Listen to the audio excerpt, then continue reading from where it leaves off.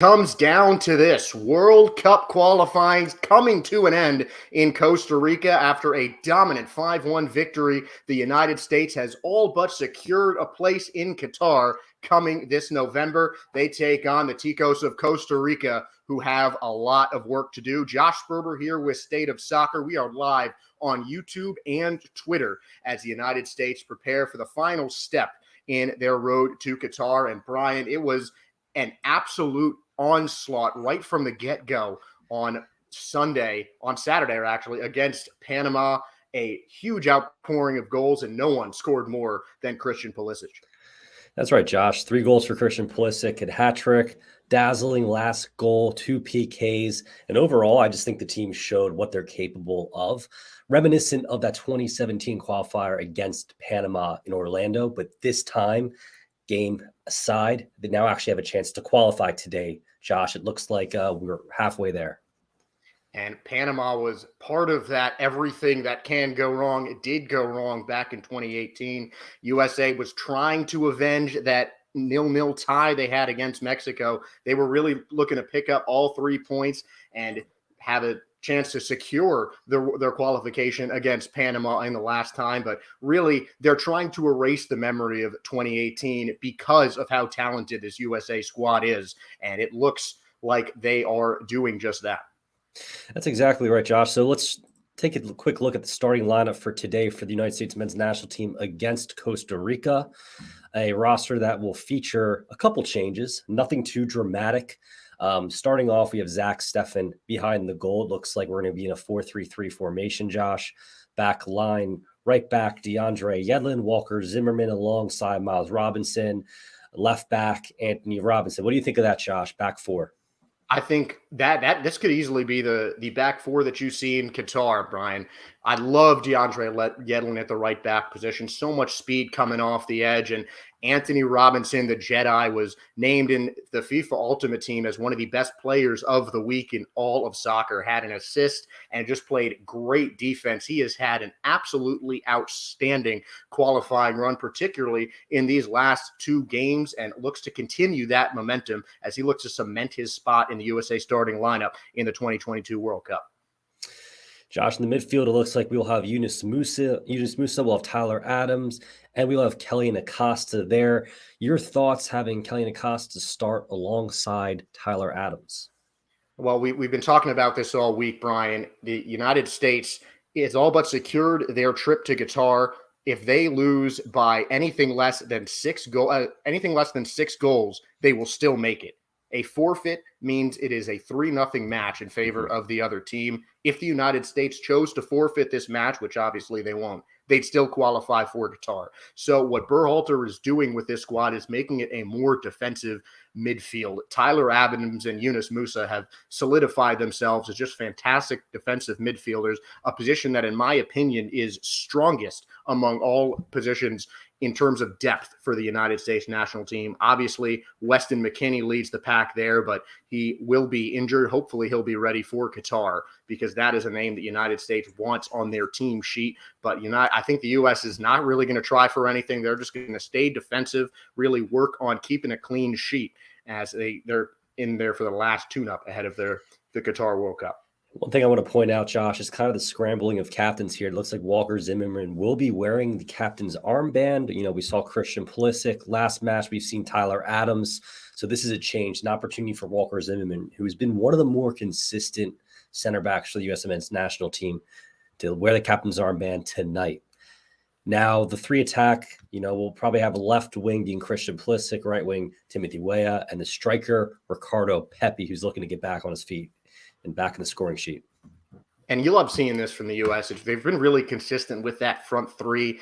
I don't really see how much it can change it. Pepi is such a great number 9. He can even play as a false 9, a really good center forward. Obviously, Pulisic has that left wing position secured. One of the biggest stars, not just in U.S. soccer, but in international soccer as well. An absolute stud for Chelsea. A guy that I was really upset was not on that FIFA Team of the Week sheet that was just named earlier today. But that's not a position that's going to change. And Tim Weah really came in as an out-and-out striker, but he's been flexible. And under Berhalter especially, he's really been able to solidify himself as a solid winger. I really like this lineup for the USA. One thing to note here is Brendan Aronson, of course, picked up an injury prior to the first World Cup qualifier match. He will not be playing tonight. Giovanni Reyna also supposedly picked up a stomach bug following the Mexico match, or prior to the Mexico match. We didn't really see him feature much in the last match at all. He most likely will not play tonight. We'll have to see. Greg Berhalter had some comments yesterday saying he wasn't feeling 100%. So that's to be seen, Josh.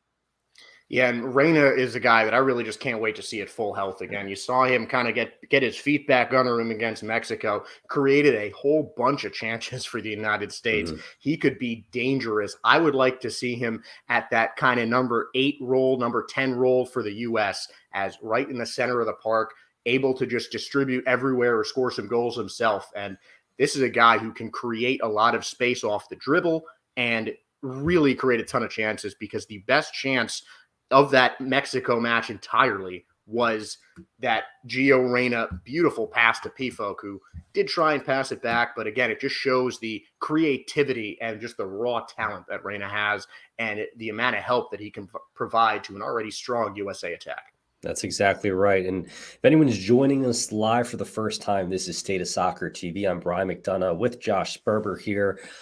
This is our broadcast of the USMNT versus Costa Rica match.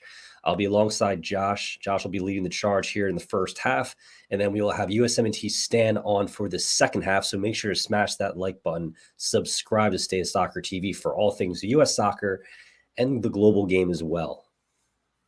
And especially if this thing goes as well as we all hope it does. Yeah. We're going to have a whole lot more content coming up as we get ready for the World Cup, something that the United States has not seen since 2014. And it would guarantee them a place in the next 2 World Cups, as they are part of the hosting is with all the rest of North America in 2026.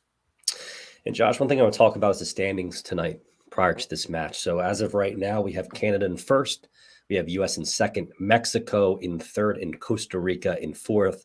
Of course, that 4th place finish will be a playoff against New Zealand, which is an AFC team, the Asian Federation. So we're looking at, the United States women's national team looking to secure 2nd place in qualification, whereas Costa Rica is looking to secure that 4th place spot for that playoff against New Zealand. And USA and Costa Rica still has a shot to get into the automatic qualification, but they would need Mexico to get a pretty disastrous loss, as Mexico, a goal differential of 7, Costa Rica, a goal differential of 3, and behind 3 points in the standings against Mexico. So Costa Rica would need to make up those 4 goals with a victory. And United States, as the best goal differential of all the teams that have yet to officially qualify. Canada did cement their place in Qatar. First time they have been in a World Cup since 1986, before any player on this USA roster was even born. And even on the Canada roster as well. So none of those guys have tasted World Cup glory. And we even saw that video from Alphonso Davies, who was moved to tears when he saw Canada qualify officially. That's right, Josh. So last time Canada was in the World Cup was the year that Argentina and Diego Maradona won the World Cup in 1986 for Argentina. So we'll see, of course, Messi having qualified. There's going to be a lot of light shed on that as well in these upcoming Qatar World Cup. Yeah, because that hasn't been really hammered down everyone's throats. This is likely to be Messi's last World Cup of his career. He's going to be pushing 40 by the time the 2026 World Cup around. Could be the last time we see both Messi and Ronaldo in a World Cup, 2 of the greatest soccer players of all time. And for you big soccer fans out there, after this broadcast is over, make sure to look up Diego Maradona's goal against England in that 1986 World Cup, widely considered to be one of the greatest goals ever scored, where Maradona took it through the entire England defense, ran almost the length of the field to put one in the back of the net for Argentina. Maradona, truly one of the all-time greats, and Messi looking to add the one thing on his mantle that Maradona has that he does not, and that is a World Cup trophy. And not, to bring it back to the U.S., Greg Berhalter, after Reyna's run against Mexico, gave some comparisons to that 1986 run.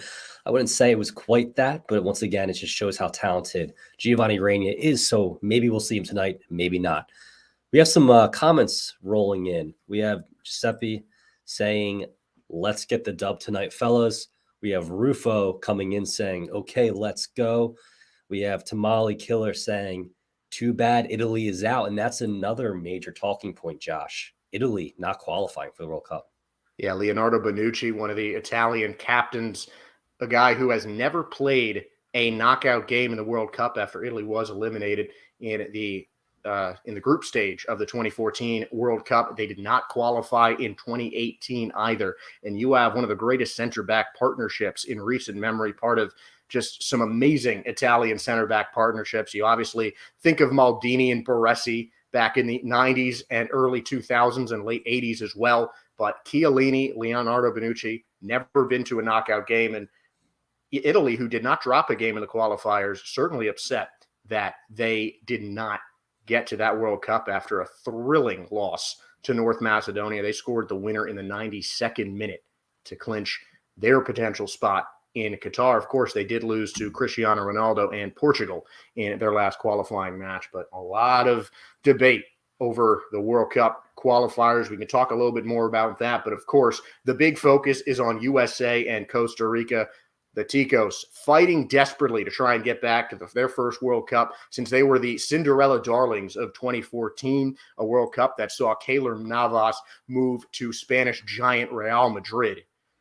And definitely something that Costa Rica is trying to recreate, but they're facing a team that has a whole lot of momentum after one of the best games I've ever seen the United States national team play. It looks like, Josh, right now we have the national anthem here for Costa Rica led by Keylor Navas. They're showing him on the screen right now, going through the starting lineup for Costa Rica one by one. Looks like a sold-out atmosphere down there in Costa Rica, and a place that, Josh, we didn't touch upon it, the U.S. has never won. Yeah, pura vida for the Ticos for sure against the United States. It's a great atmosphere. The fans really support their national team, and they're going to bring out a pretty unorthodox starting lineup. You don't see a lot of guys start five in the back. They're really going to look to push guys up the wings with their two wing backs, Ian Lawrence on the left, and on the right, Carlos Martinez. Kendall Watson leads a trio of strong center backs for Costa Rica, defending Keylor Navas, who is the captain for Los Ticos. And Watson, a star in the MLS for one of the first signings for FC Cincinnati. So that is a strong defense for Costa Rica. They've got four midfielders, two playing on the defensive side in Brandon Aguilera and Orlando Gallo. The defensive midfield positions, Jewison Bennett and Carlos Mora at the attacking midfielders, and Anthony Contreras, the lone striker for Costa Rica. So a 4-3-3 and a 5-2-2-1, which looks more like what the Costa Rica is formatted like. Two pretty clashing systems, both heavily based on the wings, and they're looking to use those wing backs to combat the strong wing play of Christian Pulisic and Tim Weah. That's exactly right. Now, despite Costa Rica needing to score, I believe it's over 7 goals to essentially lock up that third spot, or to push themselves, past the U.S. Of course, Mexico could drop back and they could overcome Mexico here in the standings. They look pretty passionate. They look ready to go. The national anthem went off with a flare. There are fireworks in the background. The fans are going crazy, Josh, right now as they show the U.S. men's national team starting lineup. Yeah, and Mexico is playing El Salvador, who stands at 6th place, eliminated from the group. So between a Mexico loss to El Salvador and a large Costa Rica victory over the United States, that Costa Rica needs to make up those 4 goals. They need to get a 5-goal difference in the plus side, and that is going to be a tall order with Mexico coming off a victory. And, of course, the United States with 10 goals clear of Costa Rica.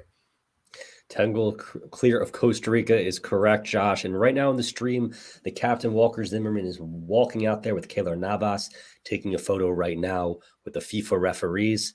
Overall, I have to say, despite a couple bad calls early on, the refereeing has been a little bit better recently, Josh. Would you agree?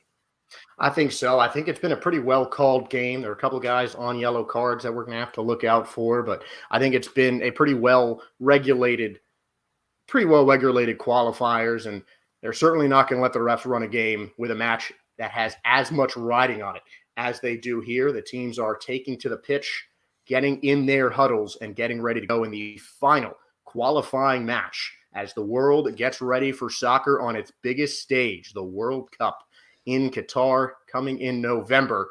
United States looking to cement their place, and Costa Rica looking to make up a lot of ground.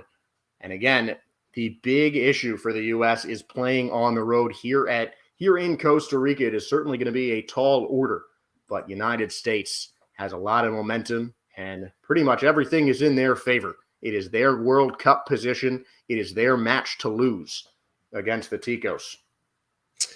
It looks like right now, Josh, one thing to add is that our stat tracker is a little bit quicker. So this is the real time. We have, of course, a stream in the background that we'll be following and commentating on. But it looks like we've gotten started in just about 1 minute. Josh, where are you at with your stream right now?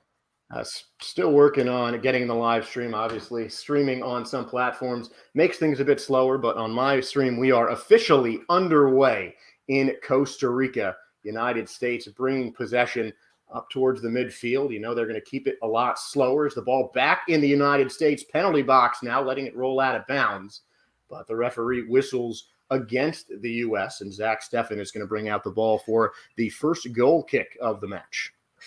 And Josh, I would expect Costa Rica to come out here firing all cylinders, playing very physical, trying to beat up the U.S. men's national team, send a message early on, showing that they are going for it. They are going for as many goals as possible. And they certainly are. You can see, if you're watching the match, you see a lot more aggressive Costa Rica team. They are certainly coming out firing and looking to get on the attack. Costa Rica in their red jerseys, blue shorts. United States in the all whites for this matchup, coming off of that 5-1 victory against Panama back on Sunday evening. And a big part of that was Christian Pulisic, and he seems like a lock for the World Cup, as that one is sent ahead by Yedlin, taken back by Ian Lawrence. And now the Ticos looking to come on, and that one's taken away quickly by Yunus Musa. Really keen instincts in that interception, but Lawrence gets it back, trying to send it up. United States looking a lot more aggressive. It was Tyler Adams getting the interception there, as it's now running in to the attacking third for the United States. Across in towards the center. Looked like Weah might have been offside. Lobs a little ball, an easy stop for the PSG netminder in Keylor Navas. A really interesting path that he has had. He really rose to fame after being one of the best goalkeepers in the 2014 World Cup, but ran into some trouble with two of the world's best in each of his last two stops in Europe. Thibaut Courtois announced back towards the end of his time with Chelsea that he wanted to return to Madrid with Atletico after he was loaned there before the retirement of Peter Cech in Chelsea. And Courtois wanted to come back to Madrid to be closer to his family. Real Madrid happily obliged and signed one of the world's best goalkeepers. And Navas, who had been the starter for about 4 years before that, was sent to the bench. 2 seasons ago, he was transferred to Paris Saint-Germain, and now he is sitting behind Gianluigi Donnarumma, the young Italian massive goalkeeper. So rough go of things, but he is cemented as the Costa Rican captain. Wherever he goes, Josh, it seems like he follows competition here. Of course, Iker Casillas, when he first came in with Real Madrid, won the job there after quite some time, but now Donnarumma is in play here with PSG. And Donnarumma, certainly not a guy going anywhere. Unfortunately, one of the brightest stars that will not be heading to Qatar in 2022 in November, as the ball is now at the center of the pitch, taken away by the Ticos, but easily controlled by Jedi Robinson, a really nice up-and-comer for the United States. He's really emerged as a solid left back. And now it's going in towards the right side. All the way up is Yedlin, trying to cross it in. It is poked away and going to roll out of bounds for United States corner. One thing we're not seeing Serginho Dest out there, of course, due to injury he picked up with FC Barcelona prior to qualification. But Yedlin's done a great job here, as well as Andy Robinson on the left side, left back. He's just been arguably, Josh, the best player for the U.S. consistently in these World Cup qualifiers. And you can compare that Yedlin and Dest scenario to Navas and Donnarumma quite easily. Dest just came in a huge up-and-comer coming out of Ajax and transferring to Barcelona just 2 years ago, and he's emerged as one of the better right backs in the world after he took over a position that Yedlin had cemented for a number of years beforehand. That's exactly right. Now Yedlin's back stateside here in Major League Soccer with Inter Miami. Playing with another guy who roamed the right side of the pitch. Well, playing for a guy who roamed the right side of the pitch. One of soccer's most famous names, and David Beckham, the owner and president of Inter Miami. And Yedlin is having a solid first season as the MLS is underway. And MLS talisman and Kendall Watson controlling the ball now and sending it up the pitch. Costa Rica has it towards the center circle. Now out on the right side with the wingback in Carlos Martinez. Conversation the center. Conversation I had earlier, Josh, was Keylor Navas at his age, 35 years old right now at PSG. Will we see him in MLS, you think, in the years upcoming? I think it is definitely a possibility. I think he would start on just about any MLS team. Navas, despite the fact that he has been sent to the bench behind two of the greatest goalies on the planet right now, Navas has to still be up there. And I think an MLS team could make a big move like the Fire did for Jordan Shaqiri. Shaqiri was a guy who did feature in plenty of Liverpool matches, but he made the move to Chicago over the January transfer window. And he's already easily seen Navas doing the same thing. That's exactly right, Josh. And Shaqiri's already left his mark with a goal a couple matches ago, and it looks like he's settled in quite nicely with Kasper Schmelke up top there, feeding him with the Chicago Fire. And a foul called. Tyler Adams is the one who has fallen down to the ground, the Red Bull Leipzig international. One of the big surprise stories of the Champions League a couple of years ago. Adams, a huge part of that team, part of that resurgent young group of U.S. national players that are leaving their mark on the Power 5 leagues across the sea in Europe.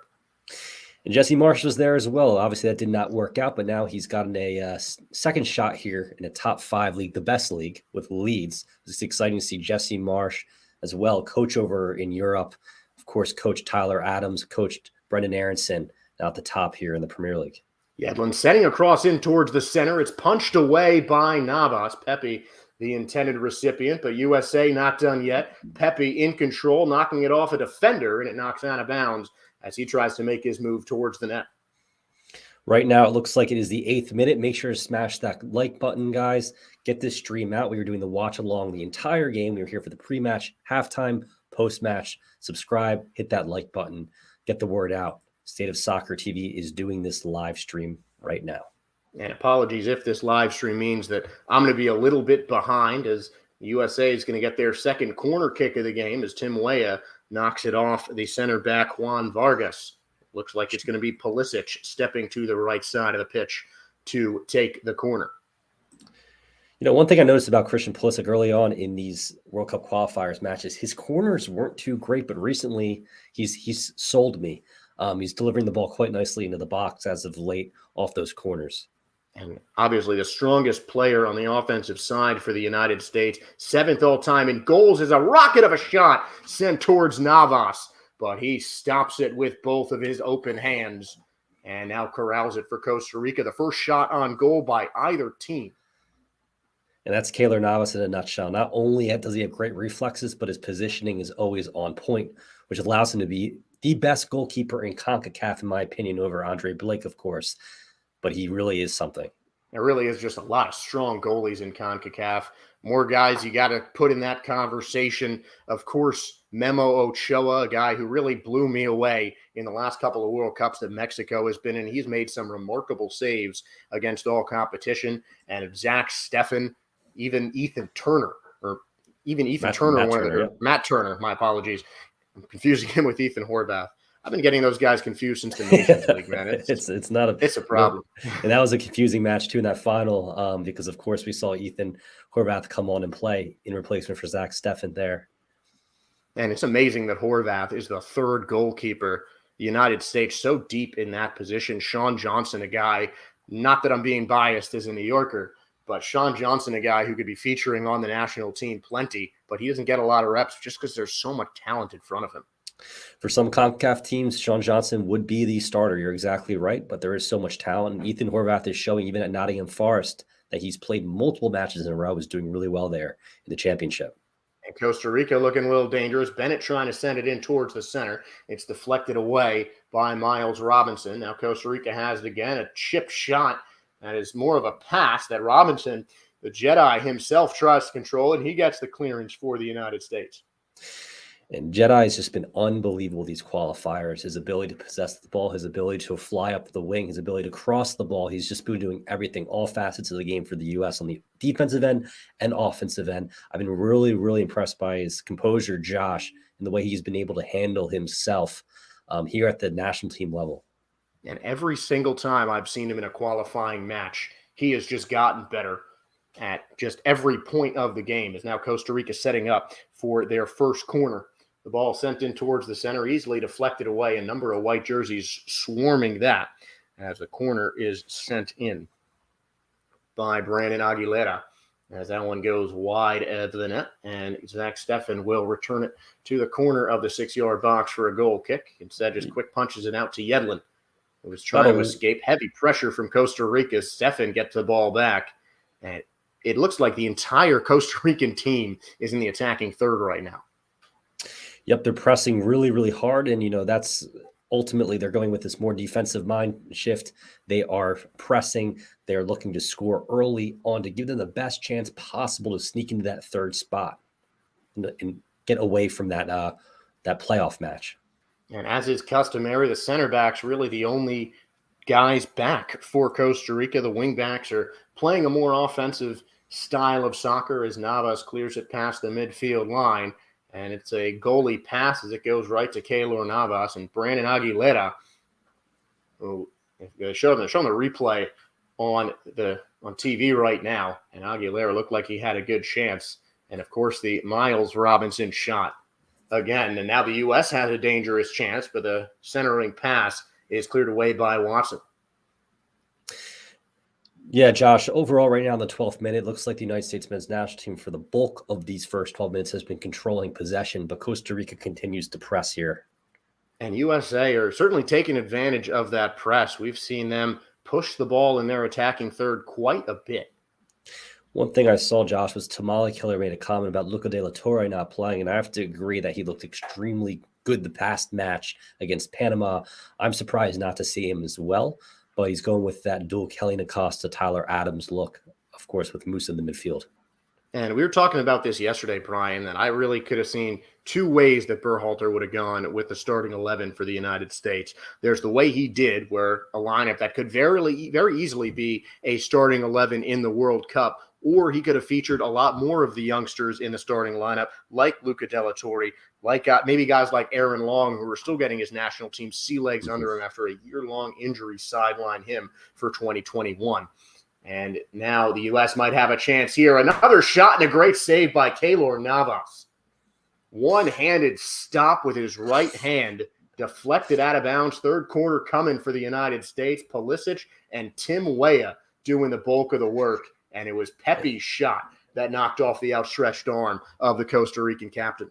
I can't help but smile. Just the Keylor Navas, unbelievable save to his right.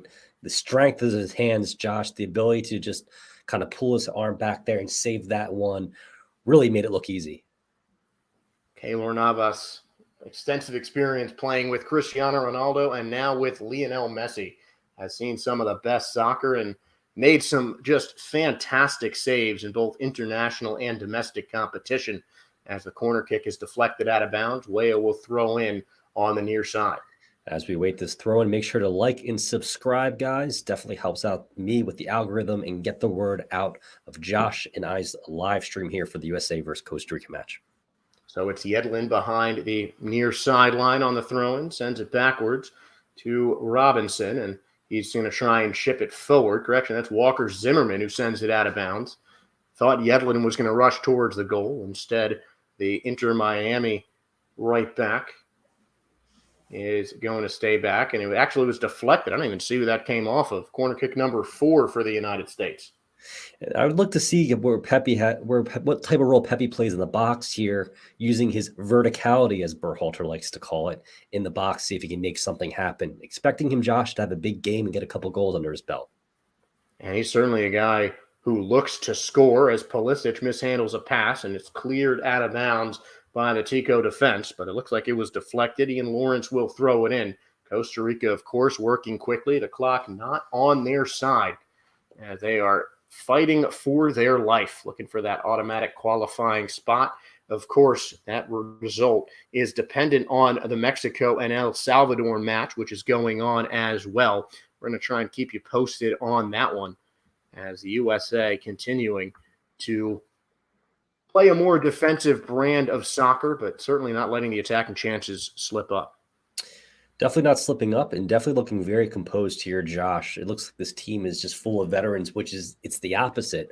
But they've been playing with each other for quite some time now, and they're really showing that they are there together. And it's been a great qualifying campaign. You really couldn't ask for more. As long as they can seal the deal here tonight, which looks like they should, I'm overall pretty happy with the campaign. Showing a resurgent strength, not just in the U.S., but in all of the CONCACAF. Canada has looked incredible. A plus 17 goal differential is the first CONCACAF team to officially qualify for Qatar. USA and Mexico expecting to follow. All 4 CONCACAF qualifying matches are knotted up without a goal scored inside the first 15 minutes. Canada playing Panama, Jamaica playing Honduras, and Mexico playing El Salvador. Obviously, you guys are checking out the United States versus Costa Rica match.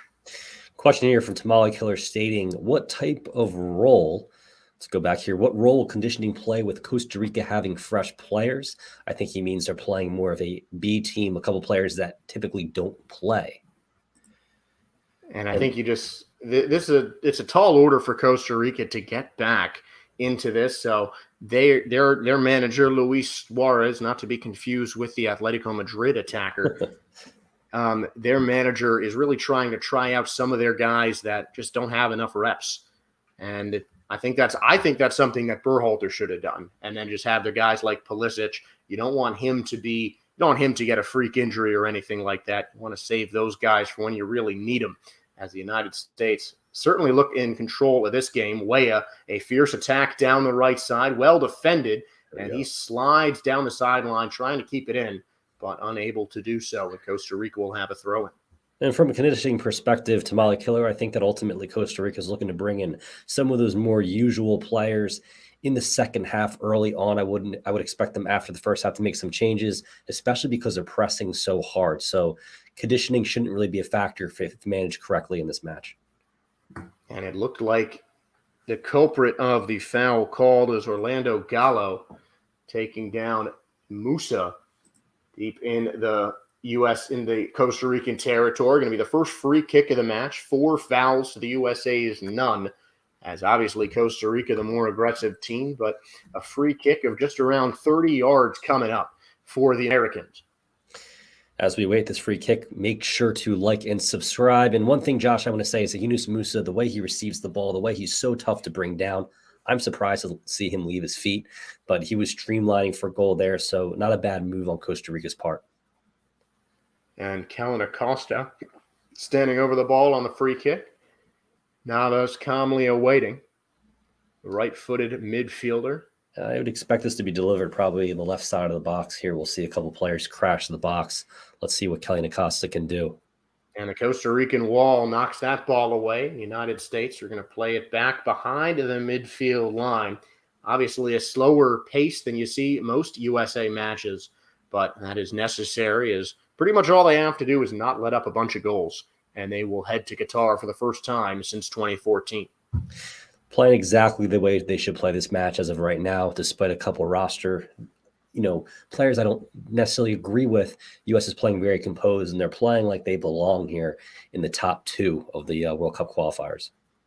And they certainly do, and they should solidify that. Mexico 6 goals behind U.S. in terms of differential, although they could easily secure a qualifying position. They're 17 minutes into the match against El Salvador. Still no score there. That really the only match that has anything else riding on it besides this USA-Costa Rica match. Jamaica and Honduras, scoreless, and both teams are eliminated. Canada is in, and out is Panama, and a goal scored by Mexico. So they are up 1 against El Salvador, and though Costa Rica doesn't know it, that's going to be the last thing that they want to hear. And they'll know going into the second half most likely. So we'll see if they shift their mentality here as we continue to play. And Uriel Atuna scored the goal off a corner kick for Mexico. So that gets them up into the 3 points. If, as it stands, they would actually leapfrog the United States. So I'm sure the U.S. wants to get a goal just to solidify that higher qualification spot. But still, as it stands, the group would finish as Canada 1, Mexico 2, and the USA 3. And if all things go as planned, right now the predictions are, this is not definitive before the draw, Germany, Senegal, USA, and Iran are predicted World Cup group. Greg Perez with the comment. Welcome to our stream, Greg. Hope you're enjoying it tonight. And big kudos to you, Greg, for even trying to predict a match like that. I don't think there's anything more random than picking out pots in group stages for international soccer competition. It's really hard to see how that would go, and I think that's a really interesting group. Obviously, Germany would be the favorites coming out of that, going against Senegal's controversial victory over Egypt. A lot of laser pointers shined in the face of Mo Salah during the penalty kicks, and a lot of people have had some things to say about that. But Senegal, a very strong team, Mane leading the attack, and Kalidou Koulibaly, widely regarded as one of the best defenders in the world, arguably the best in all of Serie A as well, is leading the defense for them. And Andre Onana, Ajax's goalkeeper, is mining the net for them. So a real solid group. Iran, led by Mehdi Taremi of Porto, is leading their attack, and they're always just a pesky threat when it comes to World Cup play. They are. And in Senegal, of course, was back in 2018, was in the World Cup as well. We saw them play the likes of Japan at that World Cup and do quite well. Despite not really making it too far, they definitely showed that they belong at the World Cup. And once again, they are qualifying for this 2022 edition. So we're about 21 minutes through this match, still scoreless. United States trying to stay in that 2 spot, currently sitting at 3rd in the CONCACAF group, and definitely staying aggressive, which you like to see from the United States. And now Tamale Killer asking the top African nation, and I think the top African nations just played each other. Egypt and Senegal certainly can fight for that spot. I think Senegal has a more balanced team top to bottom. Of course, we have Ghana in the mix as well as Tunisia this time around. So Tunisia making it through. They've been there before, so looking forward to seeing their role here. And if Morocco is as well, they are qualified. So definitely tough, Tamale Killers say, with the African continent and the way it plays out. I always fear Ghana, and Nigeria not qualifying is definitely something that is interesting. Not too happy about that. A whole lot of speed in that Nigerian side and you can't forget about Algeria, another team that failed to qualify for the World Cup, led by Manchester City winger Riyad Mahrez. A couple of good midfielders on that side as well. Africa, another deceptively deep group. And Cameroon, another African nation that solidified its place in the World Cup, led, of course, by one of the all-time great strikers, Samuel Eto'o. Yep, and that Algeria squad having Raïssa Mboli, Josh, who we saw with a short stint here in MLS. I think a lot of people forget about that, but on the back of a really good World Cup in 2010 2014 transferred over to MLS, only with 11 caps for the Union. And Cameroon, a side that we haven't seen in the World Cup in quite a long time. I believe their last World Cup was in 2010 when Eto'o was still playing. Now he is the president of the Cameroon Football Association. Josh, we'll bring it back here to the match right now. Looks like U.S. is attacking wide left with Anthony Robinson cross the middle. Keylor Navas will pick that up. Easy stop for Navas. Really one big chance for the United States. They're not trying to push too hard and get exposed on the counter. And Costa Rica really not making much of their counterattacking chances as down goes Lawrence. Acosta getting his first foul of the day. It'll be a free kick close to midfield for the Costa Ricans. We have Greg Perez commenting. Greg, thanks again for another comment. Last World Cup for CR7 and Messi. That's a hard pill to swallow. I definitely agree, but at least both are in the World Cup, right? There was a chance we didn't see CR7, so glad to see him there. And it looked like Cristiano Ronaldo was headed for an epic matchup with Italy to finalize that other spot in Europe. But Unfortunately, North Macedonia spoiling that party and Portugal beating them pretty handily. And that Portugal team is certainly a threat to win this World Cup. One of the best midfields in all the world with Bernardo Silva and Bruno Fernandes, and obviously Ronaldo in what could be his last World Cup. But I think Ronaldo's more machine than man at this point, so you could certainly see him in 2026 as well. I wouldn't rule that out. And top to bottom, one of the more balanced teams in the World Cup, Portugal, age-wise, of course, as well. Young players, old players, they're coming with a lot of experience and a lot of veterans led by Cristiano Ronaldo. And, of course, Ruben Diaz, the breakout defender for Manchester City last year, named a FIFA's Team of the Year. One of the best defenders on the planet as well, after being relatively unknown in terms of just the quality of his game. Obviously, he was a known entity because Manchester City paid a tidy sum for him, close to 50 million euros in the transfer fee, but he's emerged as one of the best defenders of the world. So really solid at the back and the front is Portugal.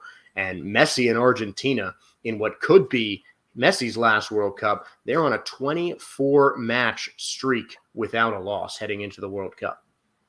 Definitely unbelievable here. And, a lot of individuals are saying that this World Cup team, this team for Argentina isn't that strong. I highly disagree. I think this very well could be the year for Argentina to bring home the World Cup title. And I think that obviously it leans on Messi, but there's just so much talent on the offensive side. Still, the defense is what makes people question Argentina, but that back line's done quite enough, as I said. 24-match unbeaten streak, and they were one of the first teams to punch their ticket to Qatar. Josh, we have a couple comments rolling in right now. Let's check the comment section. Guys, thank you for all of your comments here for tonight. Make sure to hit that like button. Portuguese back line is suspect, says Tamale Killer. Yeah, I think Diaz is the only guy who really stands out for Portugal.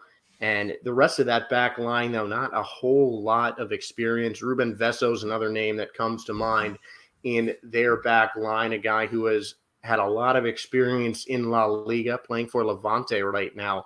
But beyond those two, there's not a lot of depth, and I think that might be what Tamale Killer is talking about when it comes to that back line being suspect. But with Ruben Diaz as being the commander in the center, it's hard to overlook them.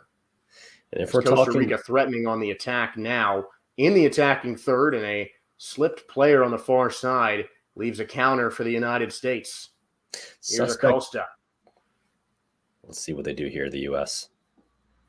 Now a chance. Yunus Musa calmly taking things a couple yards behind the 18-yard box. Good dribbling out of trouble there. Now it's sent toward the left side. Numbers coming forward for the U.S. A cross is headed away, and that's going to roll out of bounds for an American throw-in. Still applying the pressure as Jedi Robinson leading the attack there. Josh, curious to hear what you think about Canada's back line, which I would consider to be suspect. Of course, now they're at the top of the group.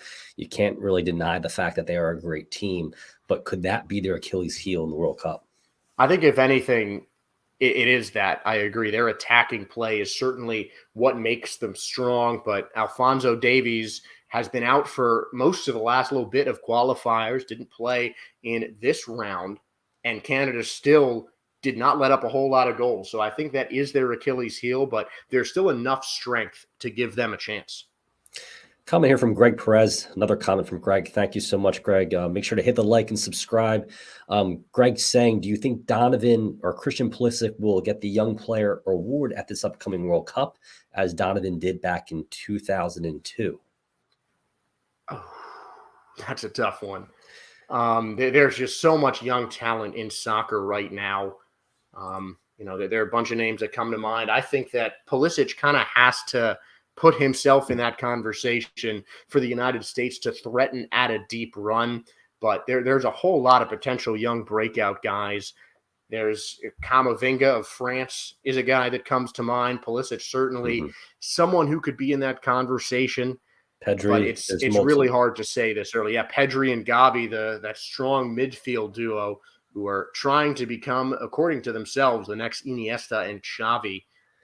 Large footsteps to try and fill, but it's really tough to say that at this point because there's so much that can happen between now and November. One thing that's crazy, Josh, is, Giovanni Urania's father actually was a first team 11 selection of the 2002 World Cup. So could we see Gio Reyna do the same 20 years later? That would be unbelievable. I could easily see that. I think Reyna is just as gifted offensively as any American player right now. I think he may be the best dribbler in the United States, and such a balanced game, able to shoot and pass with a whole lot of skill. And he hopefully will be fully healthy by the time November rolls around. And he's another guy who is just crucial in the center of the United States attack. And of course, the name escaped me for a second. Claudio Reyna was Giovanni Reyna's father. He still is his father, who played in 2002 World Cup, taking home that best 11 selection in 2002. Yeah, he was the president of New York City FC. He has been the president for now 2 different expansion teams, as he is now with Austin FC, and his former captain at New York City FC, Alexander Ring, guy that I had the chance to meet a couple times when he was with New York City FC. Really, he's just one of those guys that has such a presence where whatever room he's in, he just runs it. And I think Gio Reyna is certainly a bit quieter than his father is, but he has that same sort of I run the show presence when he hits the pitch. That's what they say. Gio is just so calm and confident, Josh, on the field. Players were saying that actually just recently. It's how you make that comment, that of all the players, he has this killer instinct. And when he is on the field, he's just so calm, cool, collected, and in control compared to the likes of other players on this USMNT squad. Yeah, and I think that especially showed in that Mexico match. He came on relatively late in the last quarter of the match, I believe, and instantly he was just getting the ball towards the net and creating chances. And speaking of which, the United States has a corner kick right now. There's some battles going on in the center of the 18-yard box into the 6-yard box as Pulisic is readying himself on the near side of the field for the 5th corner. And Josh, we are 1 subscriber away from 900. So who's going to be the 900th subscriber? Much appreciated, guys, for all your support over the past, since June, July, we've really been going hard at it. So really appreciate your support. And a shot from Kellen Acosta off a deflection, deflected again, and the United States slowing it up, ball rolling back to Stefan despite heavy pressure, securing the save. And now the USA is running down the wing. Here's Pulisic, who has stayed on that right side after the corner, trying to center the ball, and it's deflected away. And good defense there by Daniel Chacon. And it looks like we have Malone Labe as the 900th subscriber. Malone Labe, I don't know if I'm saying your name incorrectly. I apologize if I am, with the 900 subscribers. So congratulations. I really just appreciate it. So thank you for that. And obviously, I can't say it enough how much we appreciate you guys. We do this for you guys. So we really appreciate all 900 of you, and hopefully the many more to come as we approach the World Cup. We're still scoreless in Costa Rica. United States are right in that 3rd spot in terms of the automatic qualifiers. Mexico still up 1-0 on El Salvador. Honduras leads Jamaica 1-0. And we are scoreless in the other 2 matches, Canada-Panama in the 33rd minute, where we are here in the United States match.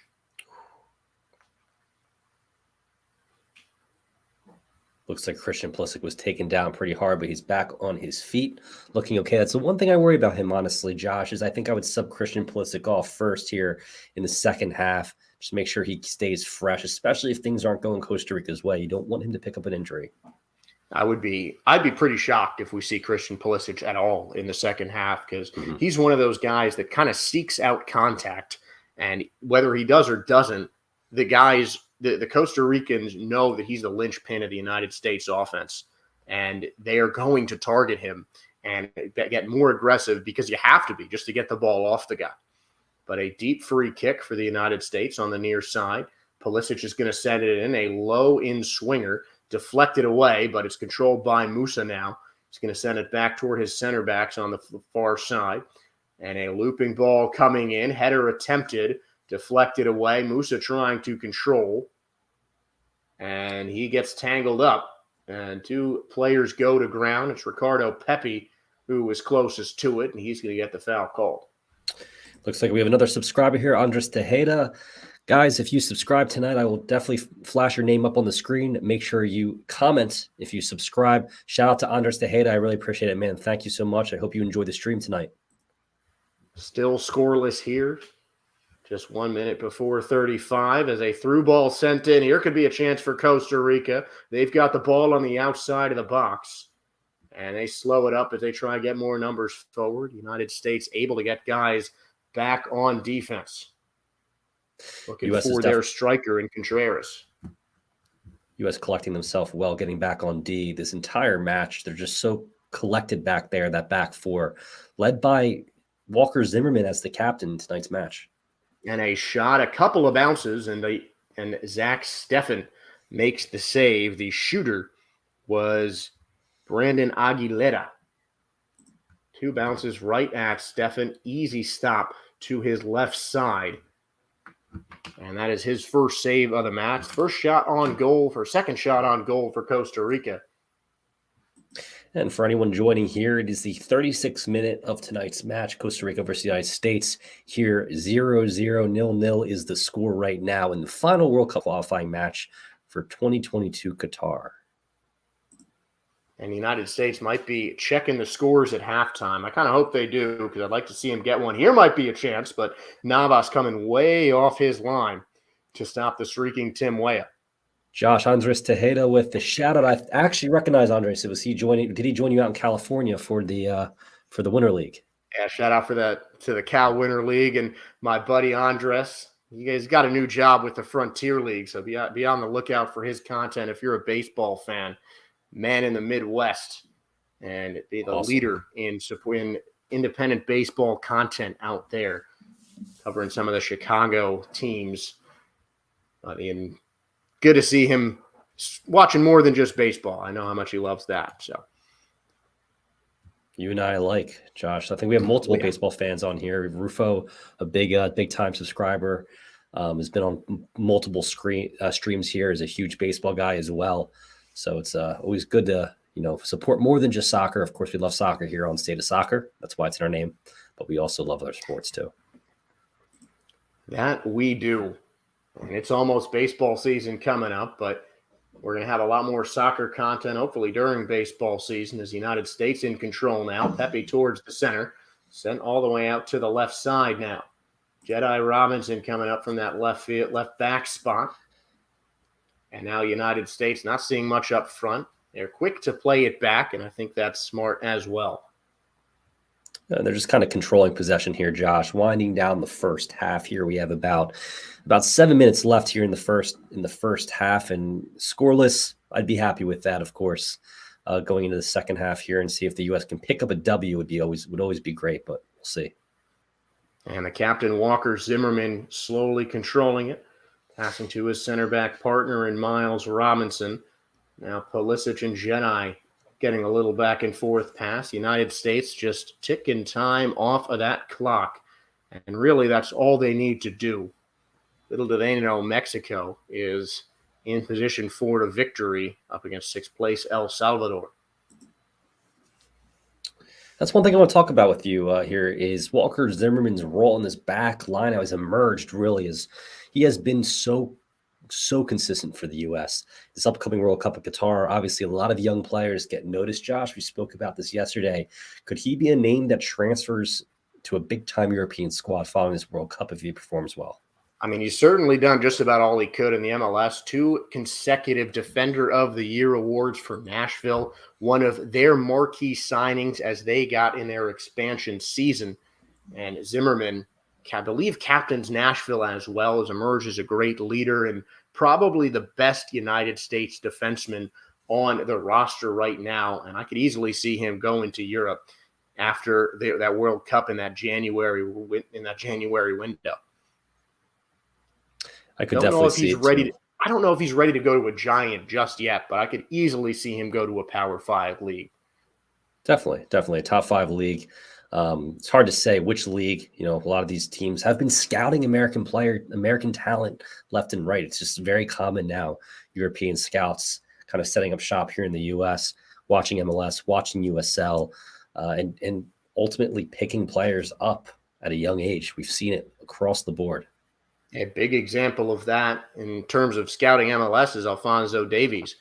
Played about 2 seasons for the Vancouver Whitecaps, and he was scooped up by Bayern Munich, one of the most prolific clubs in international soccer. As a weak shot is sent towards the net by Anthony Contreras.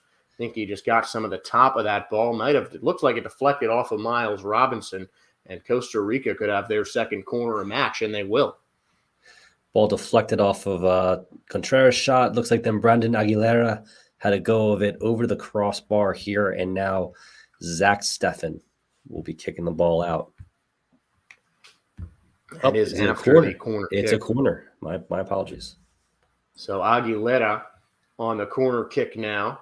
It's going to be an in-swinging ball as Costa Rica stacking up in the middle of that box. United States playing very defensive. Steffen punches it away, but Costa Rica still in control. Backwards header as the Ticos try to set it up. Great speed from Yunus Musa. Such a talent in defense. I can't wait till we see him and Weston McKinney with that partnership. Both defensive-minded midfielders that can really push the ball forward well. And that's one of Bruce Arena's words of advice to Greg Berhalter is you'll never have your best team. There's always someone who's going to be missing, especially international play. I hope that isn't the case. Knock on wood here that the U.S. has their best team for the World Cup. But, of course, the depth is there, Josh, if need be. Really at every position at this point in time. And the United States continuing their slower play, playing it towards the back on the left side now with Jedi Robinson back to his brother Miles. Sent in towards the center for Zimmerman. And every USA defender getting a touch as Yedlin sends it forward. Now Weah with it. And back to Robinson. Now Pulisic controlling things on the left wing, seeing Jedi coming forward. Jedi knocked off the ball, still controlling, tries to get a pass in center, but misses his intended target. I believe that's Tim Weah. And the United States getting a little more aggressive as they were close to putting one in. And did you see that, Josh? The way Musa was there, I think that was, Musa was able to kind of hold up his body there and still get the ball in the box after a long run from Jedi. It's really impressive. And just a really physical player on defense, and helps on offense as well because he's got good speed and solid dribbling skill playing for one of the kind of outside looking in, but still a Spanish giant in Valencia. Obviously, you think of La Liga, you think of El Clásico, Real Madrid, and Barcelona, but Valencia, always one of the top teams in La Liga Santander. Always one of the top teams. We have a comment from Giuseppe De La Rocca saying De La Torre really needs to be on the field. We are a different team when he is on. Josh, I would totally agree, but I think tonight, Giuseppe, they're looking to play more defensive, get through this last match and move on into the, into the World Cup and the friendlies beforehand. Yeah, a really defensive style of play, as you see, but still some aggression. Acosta fouled right outside the 18-yard box, and this could be a dangerous free kick. Actually, it was Tim Weah who was knocked down by Orlando Gallo as Weah was looking to break towards the goal. If he had about one more step forward, he could have got a nice and easy shot. 9 fouls to the USA's 4. So double the fouls for the Ticos, and they've got a free kick from a little over 20 yards out. And Keylor Navas patiently barking orders to his defenders as the United States have the best set-piece opportunity of the game. And Acosta, the long free kick, deflected out of bounds, and I think that's going to be a corner. Apologize, Josh. I'm a little behind you. It looks like it is going to be a corner for Christian Pulisic here. And it was hard to see who that ball got deflected off of. Remote broadcast, not always easy to see, but United States certainly getting a lot of corner opportunities. They have 7 of the 9 corners in this match, and Pulisic has taken most all of those 7. 2 minutes remaining in this first half without extra time as the in-swing ball comes from Pulisic, but is met by the head of Daniel Chacon. And the first half is winding down, Josh. We're here in the 45th minute. Joining us in the second half, and for the halftime show will be USMNT STAN. USMNT STAN, for anyone who's familiar with Twitter, very well respected amongst the U.S. men's national team Twitter world, Twitter sphere. So he will be joining for the half and then the second half. So just about 1 minute until the 45-minute mark. We should see maybe a minute of extra time, not too much stoppage of play. With all the set piece opportunities the United States have had, we might see 2 minutes of extra time, but I doubt we'll see a lot. As Costa Rica fighting for control, stopped right before it went out of bounds by Lawrence. And now Costa Rica tries to send it all the way back to Navas before they send the ball forward. And Osvaldo Schuck just also subscribed. Osvaldo, thank you for the subscription. I really appreciate it, man. United States looking for one last attack. That one's intercepted by the Ticos. And here comes Musa. He's been playing absolutely brilliantly. I think he's my man of the match so far for the United States. Just a force on the defensive side. Weah, another candidate, getting in forward, but a great slide tackle by Lawrence. And its ball is going to go out of bounds for the United States. Weah a little frustrated. Chacon there as well with the help on defense. Just a perfect slide tackle on Tim Weah as the ball gets knocked out of bounds as we reach the 45-minute mark of this first half. It's been an aggressive first half here at the Estadio Nacional. Definitely the half I expected the U.S. to play, a little bit more calm. Costa Rica coming out and firing all cylinders, 5 in the back, but pressing nonstop. Good first half, Josh. What are your thoughts? Well, the halftime whistle blows, so that is it. The United States doing really what they need to do and what you expect them to do, because they're not playing. They're not worried about the Mexico result right now. They are just worrying about staying defensive and securing their spot. They're playing, I think, a little bit too defensively, but we have the benefit of knowing that Mexico has a lead on El Salvador. That lead has stretched to 2 goals now.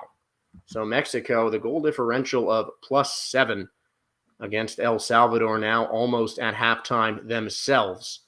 And the United States really are just playing for a draw. I think that they should check the scores and get a bit more aggressive in that second half. 1 goal by the USA puts them in position to finish number 2 in the CONCACAF and automatic World Cup berth. And that's what we want. We want to finish as high as possible here, second place in CONCACAF, set ourselves up for the World Cup. I would like to see Luca de la Torre come on in the second half. Josh, if we do make a substitution for Christian Pulisic, who do you think will come on in the second half? What are your thoughts? I think that could go a lot of ways. I think the USA might want to put more guys in the middle of the pitch. I'd like to see maybe a formation shift from Berhalter, put Pepe and Weah more at the striker positions, get another midfielder, maybe a more defensive guy. I'd love to see James Sands. Not that I'm biased or anything. I'd love to see him in the match. You could see just a straight sub you could see a straight sub Morris for Pulisic. Another guy that I think should get some reps. De La Torre is a guy that a lot of you guys have been talking about coming into the game, but I might put another midfielder just to shore up that middle of the park, because that's really where the United States has been so dominant. So I'd say either a straight sub or another midfield for coming in for the USA. It's a good point with Jordan Morris. I expect to see him most likely here in the second half of the final match, give him some time with the USMNT in a meaningful game, coming back, of course, from a nasty knee injury. So it'd be good to see Jordan out there. Also kind of brings a similar style of play, not as prolific as Christian Pulisic, but very dangerous on the wing, has the ability to cut and the ability to run. So definitely wouldn't be a bad substitute for Greg Berhalter. And I think the straight sub, the more I think about it, the more I think a straight sub would be more beneficial. I definitely don't want to see Pulisic come in the second half, because he is a guy you just need to save. I'd love the USA to get a goal, but there are plenty of players who can put the ball in the back of the net for the United States. But we'll see if Berhalter starts off the second half with that substitution. I think one of the assistant coaches will check the score, and they might put an offensive substitution in there just to solidify that number 2 spot, give themselves a bit more of the edge when the draw for the World Cup comes on Friday. And for anyone who's listening right now, I've said it multiple times, make sure to hit the like, make sure to subscribe. And if you have any comments here, it's the time to make your statement heard here on the stream. I want to hear from you here in this this halftime, essentially, of what your thoughts are on the USMNT versus Costa Rica match. So drop us a comment. We'll share it on the screen, and we will discuss. The floor is yours. Whoever would like to comment, don't be shy. And it's definitely definitely a slower match. Not a whole lot to highlight. A couple of good chances coming for the United States, but Costa Rica is succumbing to that strong defense of the United States. We saw what I told you, Brian, what I thought was the best offensive half of soccer I've seen from the United States in the first half. 3 goals against Panama. Of course, we had a couple on penalty kicks from Christian Pulisic. This might be the best defensive half of soccer that I've seen the U.S. play. They're playing more defensively, just very controlled passing, not trying to force it. And Costa Rica is applying heavy pressure, and the United States back line looks completely unfazed. Backline looks completely unfazed. Of course, essentially the offensive prowess of Costa Rica isn't the best, so they haven't really been tested. But at the same time, we have seen some shots. We've seen some attacking opportunities for Costa Rica. Josh, one thing I want to do, which I always enjoy doing, is going to USMNT Twitter to see the comments. If you guys are going to drop us a line, we'll go to USMNT Twitter here, and it looks like everyone's clamoring for Giovanni Reyna to come on. Josh, so USMNT only, Gio Reyna, bring him on. Another opportunity here at the winger position or midfield. Very versatile. Yeah, I was going to say exactly the same thing, Brian. And a guy that I think will come on in the second half because the United States definitely try to get him back in the fold. But I think that he'll either come in right after halftime, or they'll put him in like the 70th minute just to kind of slowly ease him on, as he's missed a good chunk of time. But he's someone that is going to feature in Greg Berhalter's World Cup squad, as that looks all but certain now for the United States. Reminder, they can allow up to 6 goals and still qualify for the World Cup. That's exactly right, Josh. We have a couple of comments here from Guillermo Aguilar. Can Anthony Robinson make a decent cross? I disagree. I think he looks fantastic out there in the first half, so I think he's not the player you really want to pick on. We need Luka and Reyna in the midfield, Josh. Calls for that. Really consistent across the board. A lot of complaints about the midfield, it looks like.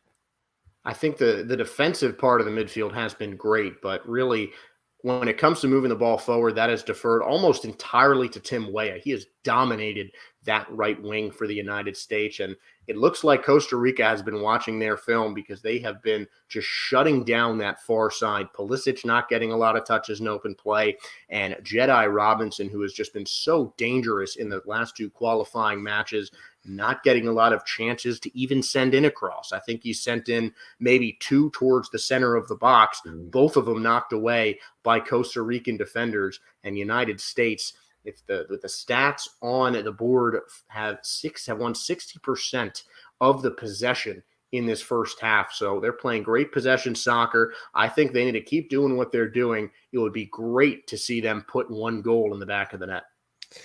And Josh, it looks like Adams, USMNT STAN, is ready to join. See if I can add him in. It looks like we can most likely do 3 right now, and then I will duck off and stay behind the scenes here for the second half. Adam, how's it going, man?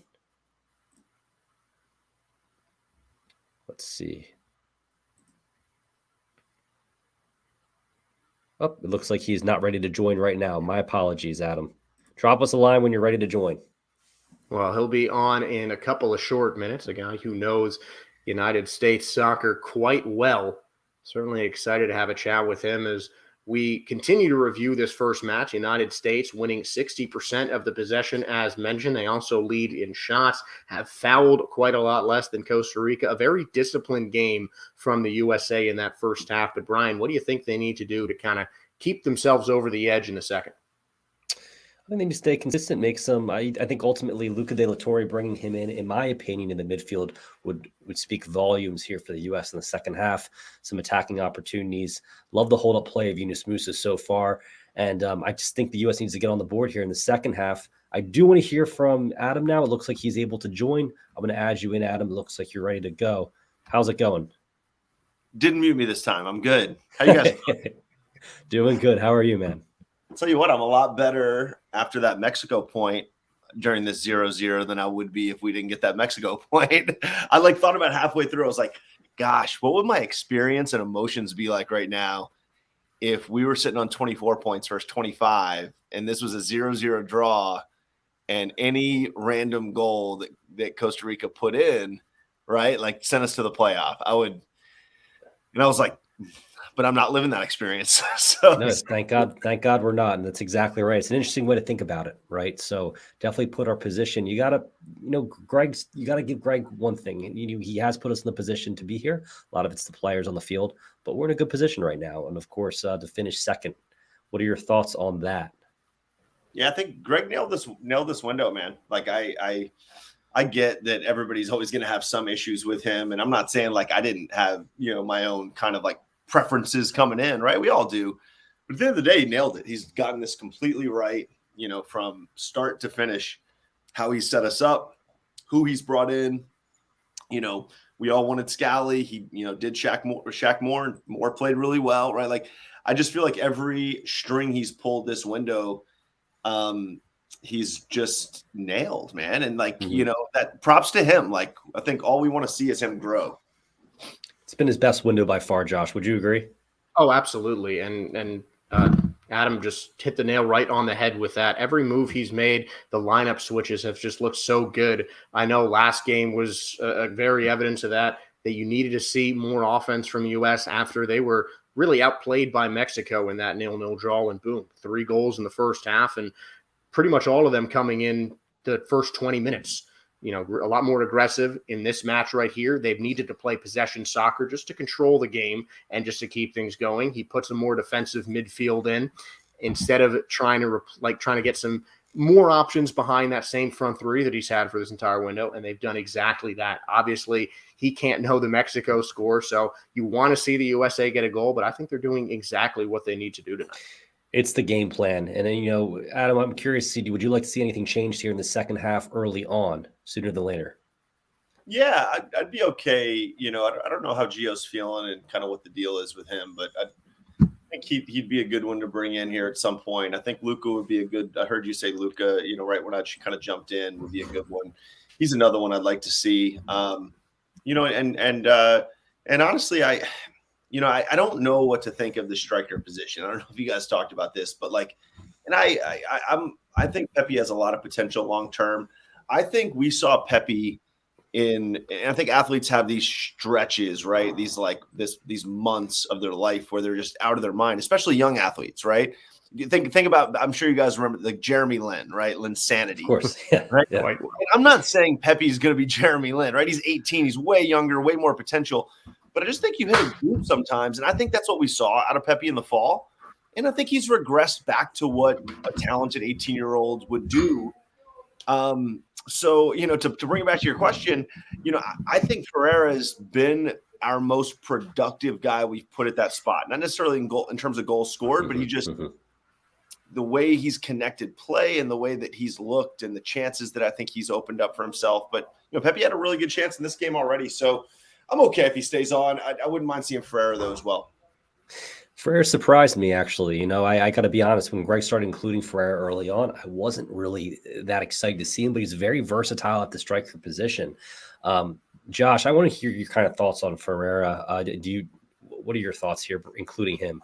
I think, they're two pretty different strikers. I think Ferreira is a bit more creative, and you see him I think Ferreira does better off the ball than Pepe does. Pepe can get himself into good positions, but Ferreira is a bit more, as I said, creative, able to make his own shots. And Pepe, he just needs to be sent the ball and he'll get some goals. Ferreira can make a lot of those things happen for himself. He can drop into that false 9 as well, a bit more dangerous as a passer. But Pepe just has a nose for goal, and that is all that's on his mind when he's on the pitch. That's a good point there, Josh. Ultimately, Pepe's positioning, I think, is the best. His soccer IQ, if you want to call it that, cliche enough, that's really where he gets his goals. It's kind of that Lewandowski-like, product where, and I, hate to compare him to someone like Lewandowski, but if he wants to get to that level or anywhere near it, his positioning is fantastic. And that's, I think, his strong suit. But the ball needs to get fed to him. So I'd like to see maybe some enhancement in the midfield here. In the second half to be a little bit more offensive minded. Yeah, and they keep pushing the ball up the wings, and that's something they've really done well with Tim Weah. I think if Pulisic can get a bit more aggressive and start patrolling the wings like Weah can, as good as Weah is, if Christian Pulisic starts to get on one, then this could turn into another blowout like Panama. And I think U.S. needs to just get that left side a lot more involved, because especially in that Panama match, it was the Jedi and it was Pulisic that were just 100% controlling every facet of that match. So I think that getting them more involved in the second half could give the U.S. exactly what they need. Just one goal to the United States side will solidify that second place in the CONCACAF in terms of the qualifying. Hey, I'll tell you guys this. I just thought about this.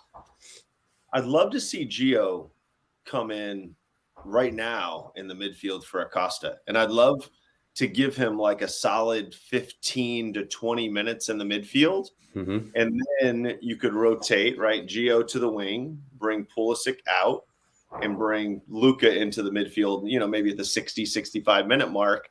You don't have to play Gio in the midfield for the rest of the half, right? Or honestly, you could bring in Luka for Musa and leave Gio in the midfield. But I'd love, this is the kind of game, right? We're at 0-0. We're not I'll knock on some wood, but we're not giving up 6 goals and a half to this Costa Rica team. And anyway, Gio at midfield isn't going to be what gives up those 6 goals, right? So this is the time to say, hey, you know what? It's not an experiment. It's just let's see what this looks like with Puli and Weah and Pepe and Musa and Gio. Let's see what that thing looks like right now, because I think it could be pretty darn special, right? We talked about service, right? And can we get the front line the ball in better spots? There's no better guy on our team to do that, in my opinion, than Gio. When's the last time we saw Musa and Rania really on the same? I mean, I'm trying to think back with Rania in the midfield. Did he play against Wales? Was he in the midfield for that match way back when in that friendly? No, I can't remember ever seeing Rania in the midfield. Maybe I don't think some sort of friendly, kind of short spell. He's never started in the midfield from my memory. And I think Rania may have been on the wing in that first MMA game. So they maybe played together once, but you're right. They didn't play together in Nations League. They didn't play together in the first window. And then, Gio came back now, right? Was Gio at this window? I think him against Mexico was the first time I'd seen Gio in a while. So, and that was also the first time I think I saw him in the midfield. He's usually a guy who plays on one of the wings, but I think with Weah and Pulisic kind of solidifying those right and left wings, that could push Reyna towards that 10 role, which I personally think he's better suited for. Yeah. One thing I want to quickly say is anyone who's watching right now, make sure to drop us a like, subscribe. I'm Brian McDonough. This is State of Soccer. I'm joined by Josh Sperber, play-by-play, alongside Adam, USMNT STAN, who just joined us most recently. Adam and Josh will be kind of running it through in the second half. I'll drop off, but of course, we'll share the stat tracker here. It looks like we're underway, just about to be underway in the second half here. Josh, is your stream up to date? Just about. It's hard to really tell again with judging going off the TVs, but we're about a minute and a half into the second half, and the United States starting with possession from the center, and they've got the ball and they're attacking third now. It doesn't look like Berhalter made any changes for the U.S. as we're going to set those lineups once again as we are underway. Still 0-0, and there were no substitutions, so the same starting lineups, the 5-2-2-1 for Costa Rica, 4-3-3 for the United States. Starting lineups remain in the game for both sides. Seen a little Luca de la Torre action, Josh. Good. I think that's it. I just need to get better glasses. Then I think that's the moral of this story. I just can't see. Luca in for Adams. It looks like, and Acosta bumping back to the 6. Well, gentlemen, apologies to you guys for getting that one wrong. They're taking me off right now. I'm going to share the stat tracker, so I'll still be here if there's any issues. But good luck to you both. Go USMNT. I'll join for the post game. See you guys. Go USA. Always the case as a deep free kick now. Looks like it is Pulisic on that far side. Sends it in, a header, and a great save by Keylor Navas. United States still in threatening position, trying to send that cross in. Controlled by Weah, knocked off a defender. Another shot right on net, and it sails over for the United States. Just great goalkeeping from Keylor Navas, one of the quickest keepers in terms of reflexes in the world. Yeah, I think we had a Miles header right here off the set piece. Yeah. I think it was followed up by Weah, and then I think maybe followed up by Zimmerman there at the end. That's a lot of danger right there coming at Keylor Navas, who comes up big, which is what that guy does, man. And a good cross from Pepe as well, just keeping the ball alive. Great reactions from the United States.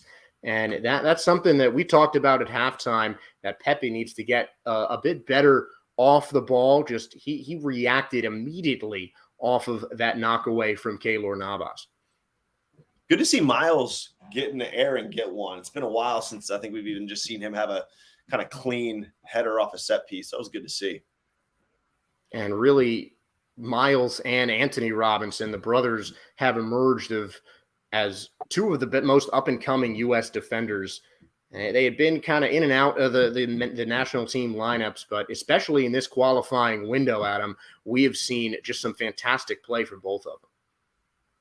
It's funny, man. Luka gets in the game, and like right away, he's on the ball 3-4 times, pushing it forward. It's just what this guy does. Like, it's pretty unbelievable. Like right away, you notice him, though. And he's not a guy, honestly, that I have seen a whole lot of. Certainly one of the younger players on this national team. And with the amount of depth in the U.S. midfield, what does Luca De La Torre bring that you don't see from the more stalwart guys like a Kellyn Acosta, Musa, or Weston McKinney? Yeah, I think he's that like connection point, right? So I think, what we've struggled with at times in our midfield is connecting back to front. And even Musa and McKinney, for as good as they are at a lot of things, they can be a little bit sloppy on ball, right? And they don't always connect as cleanly as you want. And to me, what he's shown in his brief appearances is that he can be that guy who can just be the guy who just kind of connects everything together and allows our front line to do what they do. We'll see, though, man.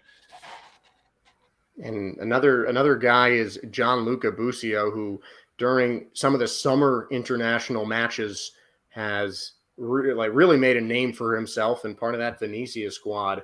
As Costa Rica taking a corner kick, it's Aguilera who is once again on the hill. It looks like my stream is a bit behind the stats on the front of the screen. We'll take you through that Costa Rica goal as the in-swinging ball heads off the head of a defender. It looks like Vargas got behind that, in Costa Rica getting themselves a goal, and this spells some trouble for the United States. That goal differential, a big advantage, but remember, Mexico is up 2-0. So right now, as it stands, United States stay at 25 points. The goal differential keeps them in third above Costa Rica, but this could be troublesome. Yeah, I think we're okay. It's you got a 4-goal cushion here. Yeah. We just had 3 great chances on net. I wouldn't be shocked if Costa Rica opens the game up a bit more, which can lead to some good countering opportunities for us. But that's a tough one. I'm trying to figure out who kind of missed the mark right here. Hard to tell, but just kind of came in right past Acosta, right past it. You don't see Zimmerman lose much in the air, and he lost that one for sure. Yeah, that was just one of those ones that it's a toss-up, and one of the ones you want to win as a center back. But Zimmerman, I think, just a hair in front of Vargas, unable to get his head on the ball, and just a well-timed jump from Vargas and an inch-perfect pass from Aguilera on the assist. Really, there's really not much you can do if you're Walker Zimmerman there. That was just a magnet. It's well done. I mean, he's I feel like we may have been zonal marking right there, but I feel like Acosta kind of was on him early in that run and then just kind of let him go into that next space. And the guy's got a head of steam, right, coming onto a ball. And it kind of is what it is. Well executed by them, and let's go get a goal. And how do you think that goal changes the U.S. approach? Because they have been playing a lot more defensive, still trying to capitalize. They certainly haven't just given up attacking chances, but what do you think this goal means for the Greg Berhalter's approach? Yeah, Josh, I think like if I'm them, I'm still, I'm still thinking forward. And I really think that one of the worst things you can do in this kind of spot is like start getting too defensive and bunkering down and then just absorbing, because, the more we absorb right here, the more chances they're going to actually create. When we have the ball, right, we had 60% possession in the first half. When we have the ball, which is what we did a really good job of, they can't score, right? And so as long as we're good with it and we're not, we're not sloppy on ball, we're not giving up transition opportunities and bad turnovers. Like what we're doing right now is great. We're controlling and we're playing through, and to be honest, I think Costa Rica is going to have to give us space to attack. I don't think they can sit back, right? They're going to have to come get this game if they want it. And Costa Rica has just been aggressive all game, but United States, as we've talked about, have just been in such firm control of the ball that it really hasn't given Costa Rica much chance to do anything. And the United States still with an 8-goal advantage now on Costa Rica. And right now, Costa Rica is still in line for the playoff. But I think it's a good test for this USA squad, as you see that we have posed the question, is some adversity good for this team? And I really think it is, because let's face it, the matches, USA is doing everything they need to do in this match. They're controlling possession. They're attacking up the wings, which is clearly the strength of this team, as you're seeing with Jedi Robinson right now. But Costa Rica has been strong defending as well. And you need to practice in these kind of situations. Yeah, that's Luka once again getting on the half turn, understanding space, getting on the half turn. He's so good at knowing where the space is before he gets the ball, right? And so he's able to turn into that space that's open and just go attack it. And he has great speed and great technical ability on the ball. And, he ends up progressing it 50, 60 yards, laying it off to, Jedi, who gets a throw in. And it's just like, maybe no threat comes out of that one. But the more you do that as a midfielder, right, the more chances you give your team in the final third to play with numbers. And you saw that kind of play out right there. And you see Jedi again really looking to push the tempo up on that left side, trying to set the U.S. for crosses in. But with 3 center backs, it's really difficult to get some space in the middle of the box. Yeah, and I think, what I love now, I know we're down 1-0. We want to win this game, but, you just got to remember how hard it is to win at this place. Not many teams, and I'm talking about many teams in 4, 5, 6 cycles. I went back and did kind of a little historical overview. Not many teams have taken a point at Costa Rica, right? Never mind win. And so it's just a hard thing to do. And this is the hottest team in the Ocho. They've taken 16 of their last 18 points. So once again, I'll just reiterate how massive that point against Mexico is, because we don't want to lose, but this result's okay. We're still okay. And it's huge. It's just a great reminder to us all how hard this thing is to do. And a shot opportunity. Navas with another great save. He's having an outstanding match. And then a ball sent right over the top of the net from Luca De La Torre. Kendall Watson there on the defense as well. But United States looking a bit more aggressive in the second half. They're certainly playing to win.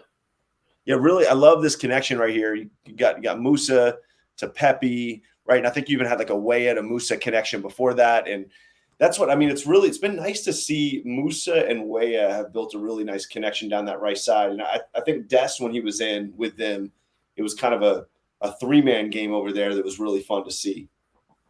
I think Dest, I really like Dest and Jedi in the fullback positions, because they play the game so well. And with the U.S. strength on the wings, obviously, if Pulisic is your big offensive guy, that's where you're running the game.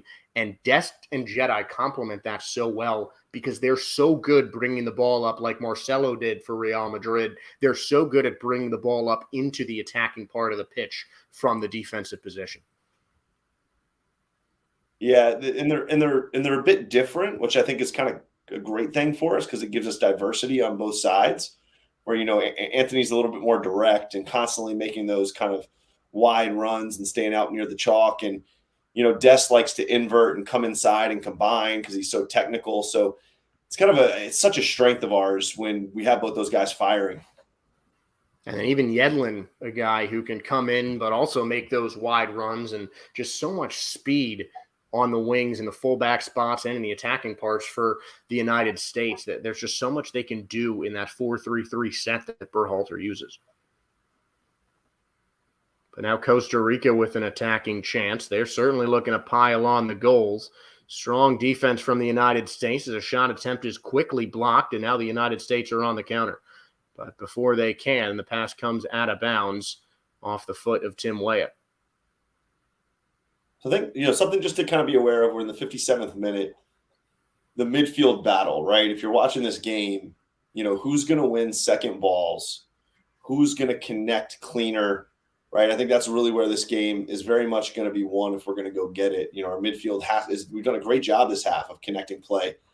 We're going to have to continue to do that, right? And I think it's paramount we're not giving up turnovers in that space where they can, quickly turn it back around and counter on us. And another free kick opportunity now for Contreras. Of course, apologies that our TV streams are a bit behind the stats stream. A long free kick for Aguilera, who got the assist off the corner kick, setting something up for the Ticos. Long ball sent in. Stefan punches away, makes a stop. In comes Aguilera, gets his foot on it, and it's sent easily towards the center. Another goal coming off a set piece. United States unable to clear it. And another one coming in for the Ticos. The goal difference between these two sides is now down to 6. 2-0 Costa Rica. Yeah, now I'm glad this is the second half, not the first. I'll tell you that. But You're getting to a point where down 2-0.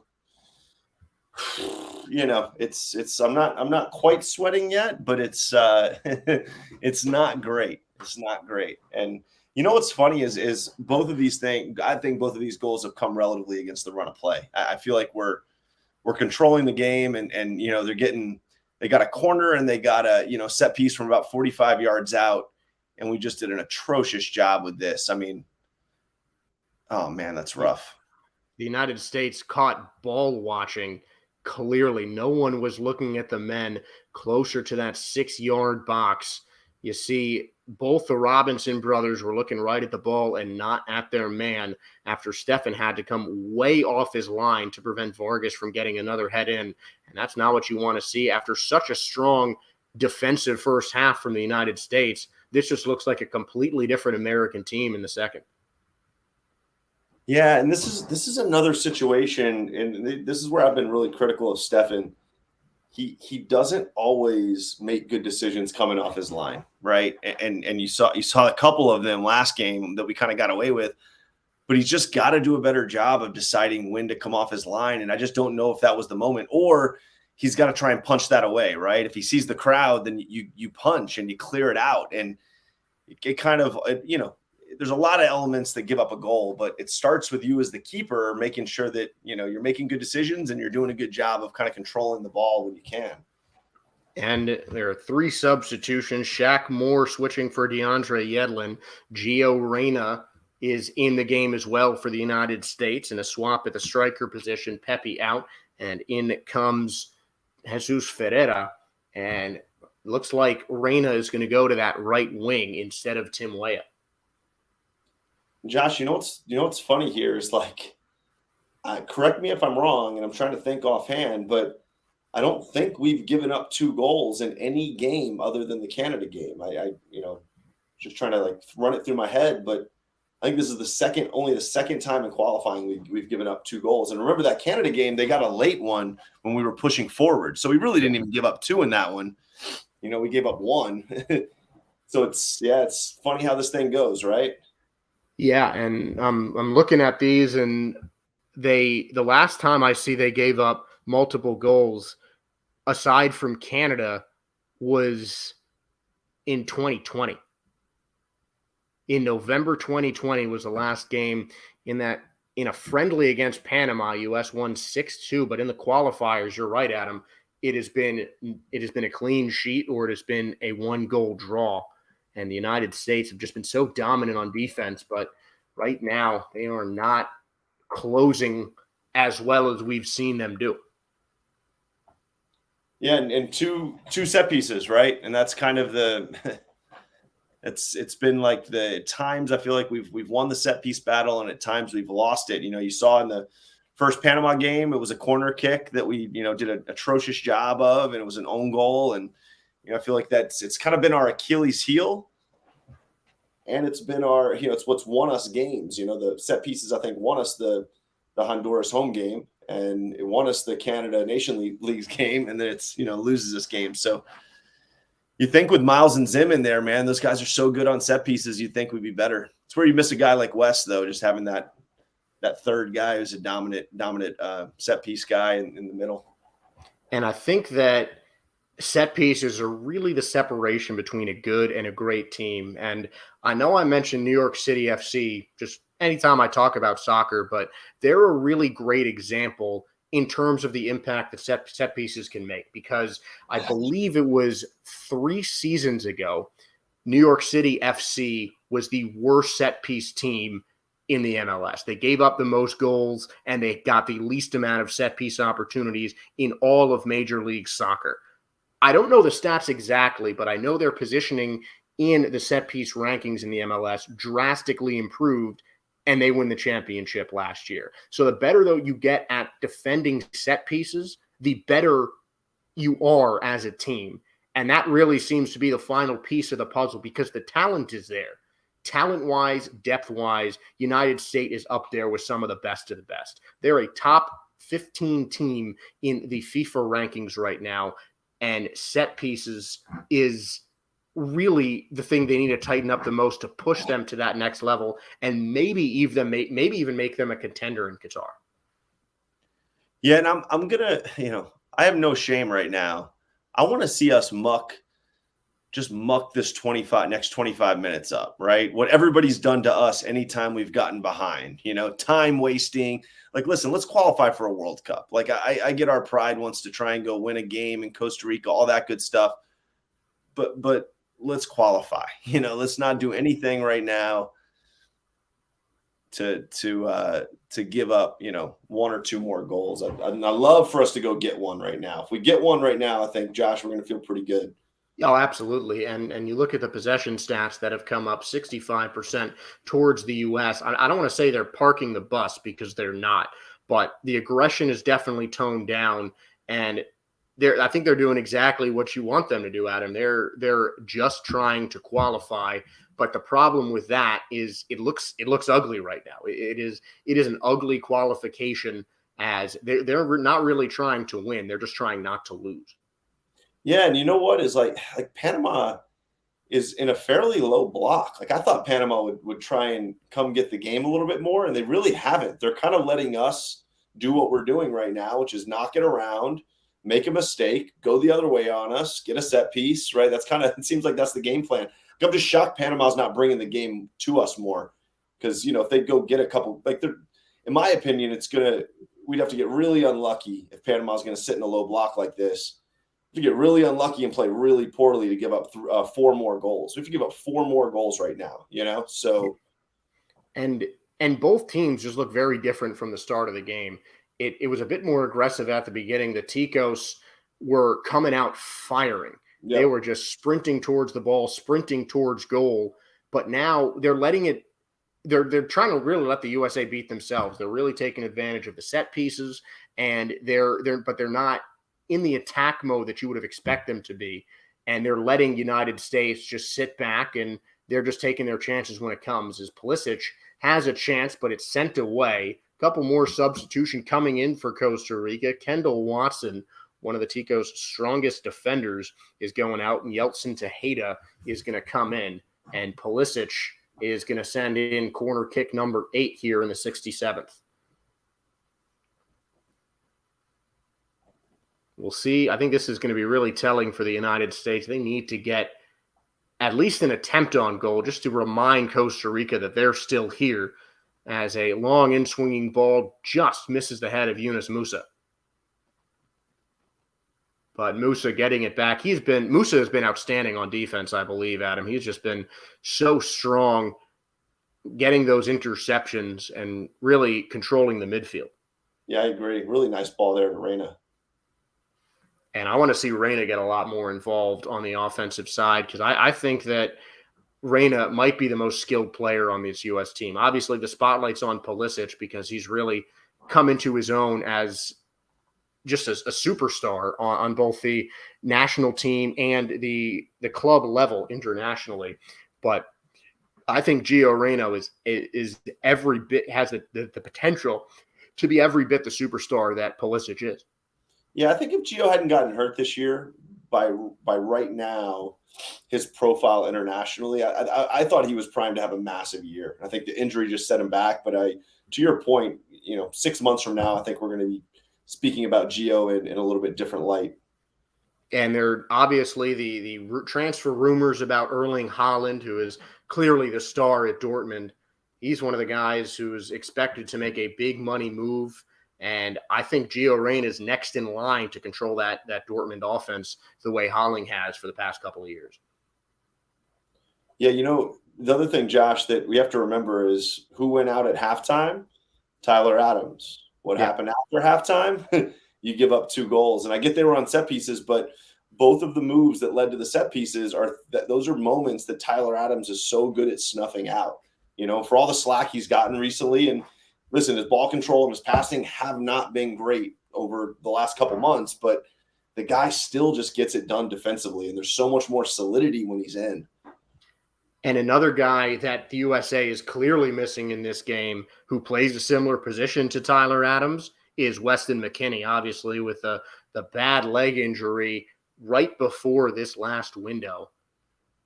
And clearly a guy who's sorely missing. A bit of a cross-sport comparison that Weston McKinney reminds me of is Kevin Garnett, if you're a basketball fan. He's just a guy who, by being in the game, just is such a great leader defensively, and it really ripples throughout the entire 11 of that USA starting lineup. And having him injured through this qualifying window has certainly hurt the United States defense. Yeah, it actually makes, especially the first 2 games, it makes those 2 results even more impressive for me. Just without a guy who he'd really become our best player, to be honest, right? I know Pulisic's our most talented guy and kind of the guy who carries the banner, but to me, McKinney had really become our most impactful guy this campaign. I absolutely agree, but something that I think is an issue across every single sport is the focus is always on the offensive guy, when in reality, it's the defense that really drives things. The big saying through pretty much any sport is that defense wins championships. You need a strong defensive stalwart like McKinney has been for the United States, but of course, the focus is going to be on the guy scoring goals, and particularly in the January qualifying window, it was Weston McKinney who was getting the highlights and stealing the show for the United States because he was so strong in the middle of the park defensively. United States getting a good chance. Pulisic deflecting it off of Navas, and the ball just rolling around. I believe it was Musa who had the shot deflected away. Navas to his back, and he has been outstanding for Costa Rica, but he might be injured. Very slow to get up. Holding that right knee is the Costa Rican captain. Yeah, I'll tell you what, Musa's shot was really dangerous, and this is not an easy save by Navas. Really good job coming off his line. He got a toe on the ball. Musa did an unbelievable job following it up, and the bouncing effort was deflected away there right in front of the goal. Really good job by the Panama defense to just kind of like swarm there with Navas out of goal. And that has been the 3rd time that a goal line stop was initiated by the Costa Rican defense. Those center backs for Costa Rica have just done an excellent job backing up their keeper in Keylor Navas. So we're into the 72nd minute here, and all I keep thinking about, Josh, is like, some people really wanted, Matt Doyle of the highest profile variety really wanted us to go kind of not care about that Mexico game, right? Maybe see if we could get a point with a B squad or a significantly weakened squad. And I'm just sitting here thinking, gosh, I'm glad that wasn't Greg Berhalter who thought that. Well, they're clearly not paying any attention to the Mexico game, because if they looked carefully at that Mexican score, which is still 2-0 over El Salvador in the 66th minute over there, I think they would have come out a lot more aggressively in the second half, but they've played a much slower game really until the second goal.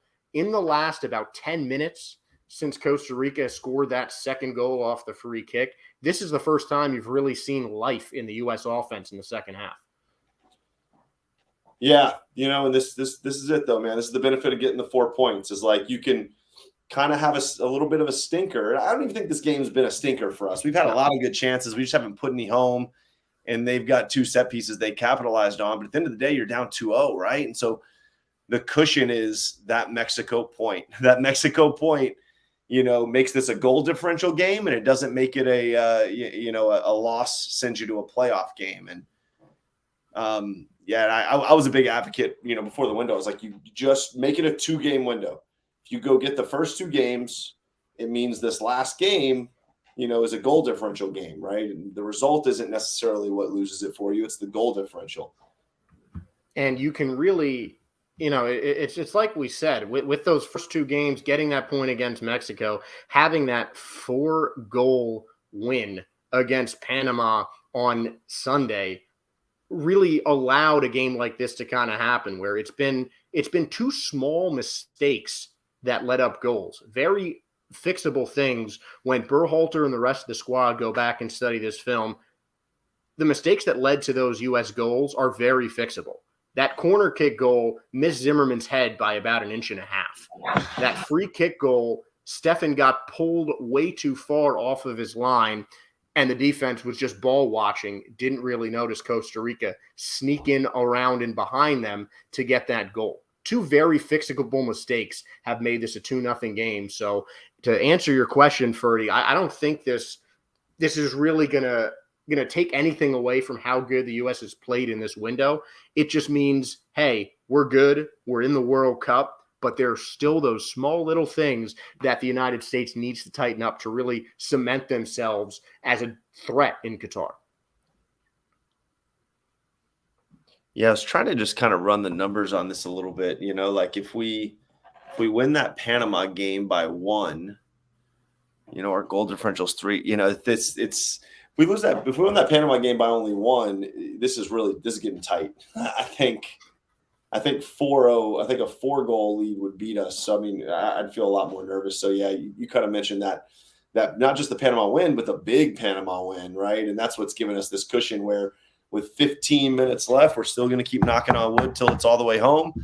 15 minutes left, you're still 3 goals clear of danger. So we got to at this point. I'm starting to think, Josh. I'm tightening the defense up a little bit, and I'm thinking about time wasting and how we can go to the dark arts and some of the tactics that the teams in CONCACAF use against us. If you remember Honduras late in that Nations League game, there were 10 injuries in about 10 minutes, and there was barely any soccer played. Yeah, was there another full half of extra time in that one? I mean, yeah. But things like that aren't going to happen every day. But I think the U.S. is playing to the match. They're definitely playing good situational football. When it calls for them to slow things up, they're doing that. You've seen them get a lot more aggressive, and in the last 15 minutes, the ball has stayed almost entirely in the Costa Rican defensive half of the field. When it's gone back in the U.S.'s side, it's been the U.S. passing the ball back just to get their offense reset. It's really been a USA-controlled half for sure. And it's just been small mistakes that have Costa Rica ahead right now. And right now, play's being stopped because Navas, who went down holding his right knee just about 5 minutes ago, he is looking like he might come out of this game, and we might see Costa Rica's backup keeper, Esteban Alvarado, come into this match as a substitution for the captain. And that would be a huge blow for this Costa Rica team, who still does have a chance to qualify for the World Cup. They will play in a playoff match against New Zealand as things stand. Yeah, it's interesting. Since Costa Rica scored that second goal, it's almost like they really weren't going for it. I thought they might just go for it after being up 2-0 and see if they could put – I don't know why they didn't, to be honest. There's no downside for them. They're locked into the 4th spot. There is no scenario, right, with Mexico, being up. There's no real scenario where they were going to pass anybody today. So I don't know.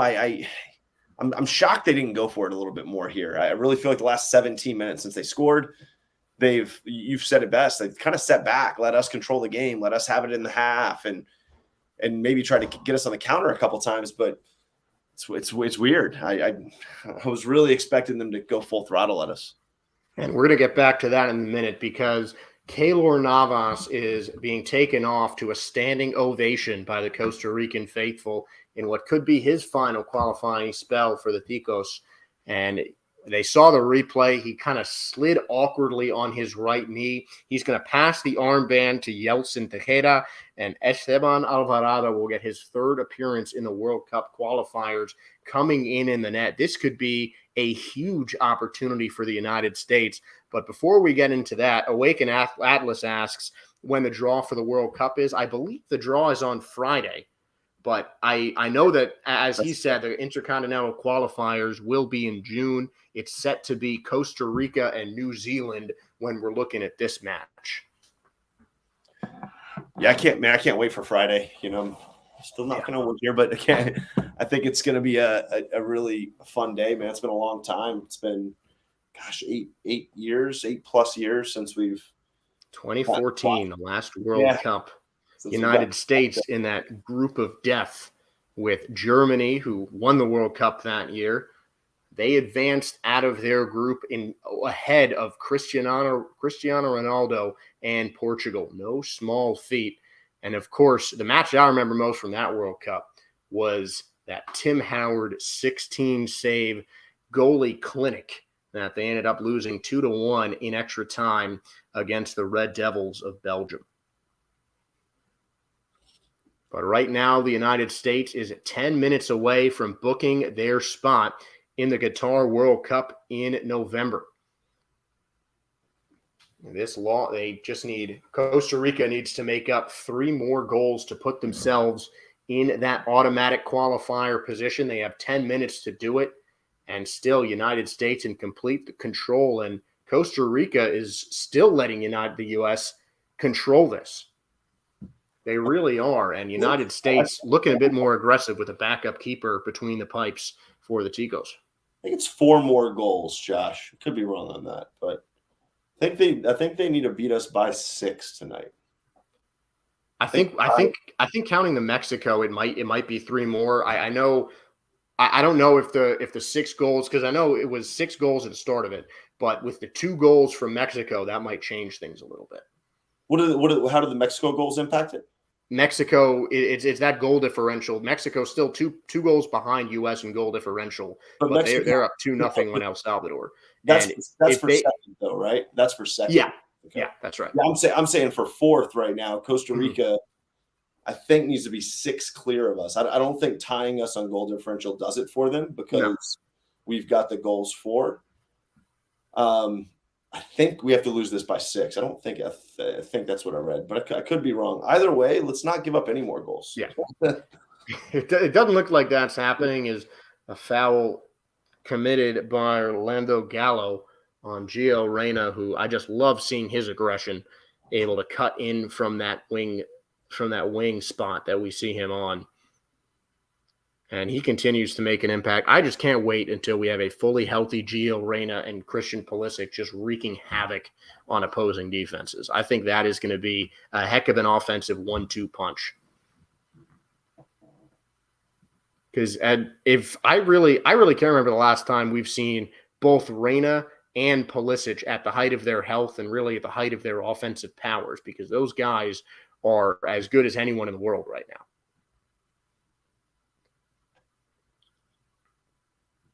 As a ball sent down the near sideline, Jedi Robinson again at pushing the pace up the left side, drawing a free kick as he brings the ball back to the referee.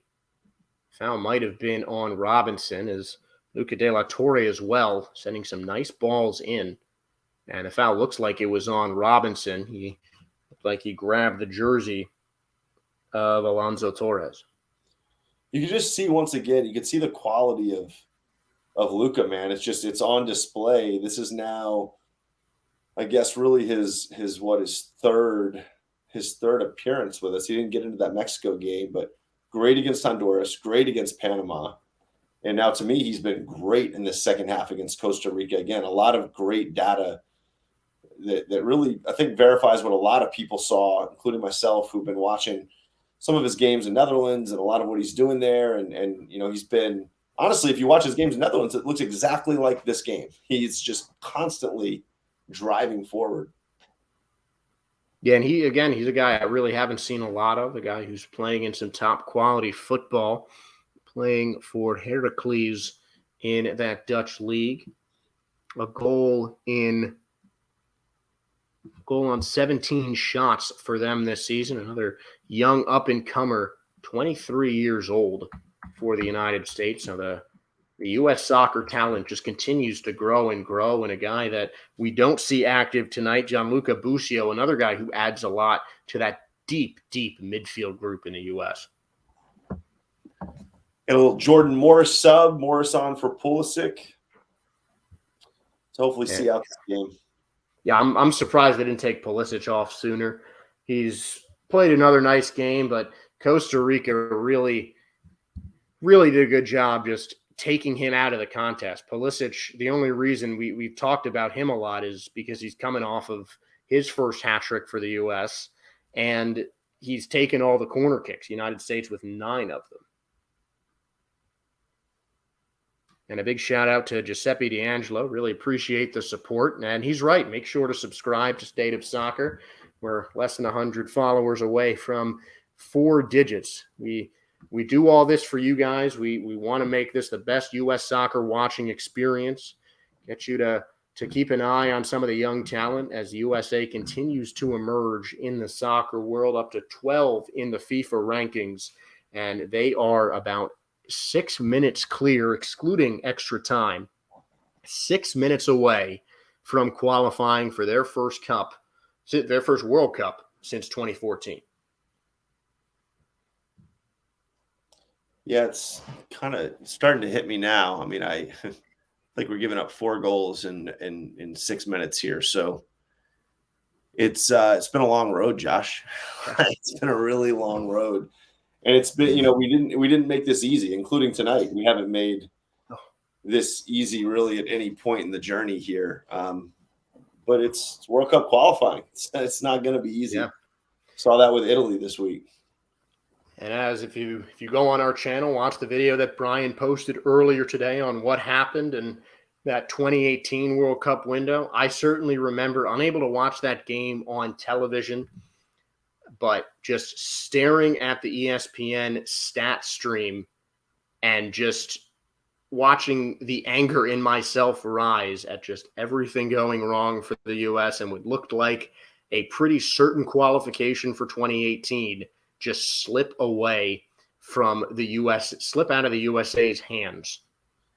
I remember, I mean, I haven't watched the video that Brian put up, but I remember at halftime checking the scores and being like, okay, we're all right. Like a lot has to go wrong still. And I don't think, all 3 of these things should go wrong. And we could still win. I remember thinking that. And then similar to what you just said, Josh, like the whole second half, I was just watching domino fall by, each domino fell, another domino fell. And it was like, oh my, we're not going to qualify. Like, we're not even going to go to the playoff. Yeah, I can't get into too much more detail of how I felt during that game because I don't really want to use a bunch of curse words on this live stream. But I mean, I just remember I don't think I'd ever been so upset at a sports game than just watching the life in the qualification process drain out of the USA. And a great stop by Stefan is made as Costa Rica gets a rare chance on the counter. United States about 5 minutes away, and excluding extra time. Time is on their side, and you can see that the way they're just slowly controlling the ball, not trying to push themselves towards goal, just trying to keep it off the feet of the Ticos. Yeah, this was on Jedi right here. I mean, the guy he let him get in behind him. I think at this point in the game, right, a lot of times Jedi's pushing up because that's what he does so well. But I think at this point in the game, you just can't let anybody get in behind you. And Jedi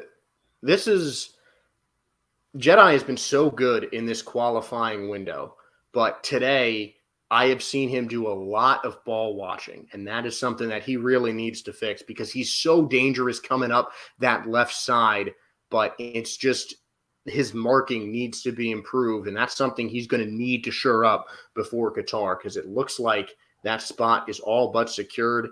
The United States looking to finish 3rd in the CONCACAF qualifying group, as Mexico is almost done with a 2-0 lead over El Salvador, both in the first half in the 81st minute there in San Salvador. Almost home. Almost home here, Josh. Almost home. Come on. Just getting so close. Certainly not. I'm weirdly not worried, which is a new feeling when it comes to this late stage of the qualifying. And we will try and answer your question, Mr. Awakened Atlas, once I think more details are going to be revealed about that. I personally don't know much about the draws and the pots.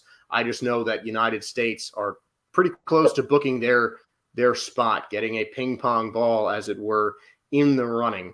But I know that the draw, they'll be in a lower pot with a now lower finish in the CONCACAF group. I did a little digging on it today. I kind of did my own amateur math on it. And then honestly, I just always turn to Twitter to verify. There are people who, are so like dedicated to this stuff. And so pretty much at this point, we're locked into pot 2 from Awakened Atlas. We're locked into pot 2. The worst that we could do is fall, a couple spots back in the world rankings, but everybody, I think it's everybody 16 and up is going to be pot 2 or pot 1. And we were 13 coming in. And it seemed like, based on the math, a lot of people who study this stuff did, that there's really no way we can drop out of pot 2. So that's great news for us. I was a little bit worried about that, which is why I woke up this morning and was like, I got to figure this out. Because, you get into pot 3, and that's where you get that pot of death, Germany and Portugal, right? That's where you kind of can draw those insanely hard draws. And not that pot 2 eliminates that, but it's going to be way more favorable. And Awaken Atlas doing our work for us. Looks like United States, because they I don't think there's anything that can push U.S. out of the top 15 in terms of the FIFA rankings. They should sit close to 10. I'd say maybe they'll get down to 13 or 14, but they should be about 12. And I think that gives them a favorable draw for the World Cup in maybe one other strong team in their pot. They'll probably finish 14th now that we lost this game. That's what most people seem to think. If we lost this game by a couple goals, that we'd be 14th, maybe 15th, depending on, might have been a Croatia result or some other result that's out there. So I think we'll end up being 14th. Top 8 are actually in pot 1 because Italy is in the top 8. So I think it's like, Italy's in the top 8 and they're out. So it's like, 1 through 8 minus Italy plus Qatar. And then you've got 9 through, I think it's 16 are pot 2. I think I really can't see a scenario where the United States is outside of the top 16. I just don't see it. No. Yeah. It seems like it's mathematically impossible. Yeah. I don't know exactly how all the formulas work, but hey, we got 4 minutes of extra time here. We're 1 minute in. Let's get a goal right now.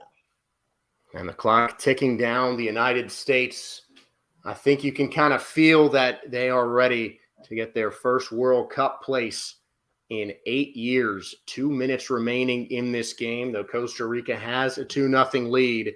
The U.S. still in good position. Second most goals scored in the CONCACAF, trailing only Canada in the qualifying group. And they had just an outstanding close to these qualifiers, including that 2-0 win against the USA, and 2 deceptively dangerous teams. U.S. and Canada, both teams with a lot of young talent, not a lot of history in terms of them being some of the most dangerous team in the world, but they've got a couple guys who have emerged as big stars that make them some nice sleepers, I think, in the World Cup. Yeah, I agree. I would not want to draw Canada as a pot 3 team. I think is Canada winning? What's that result? I haven't checked it.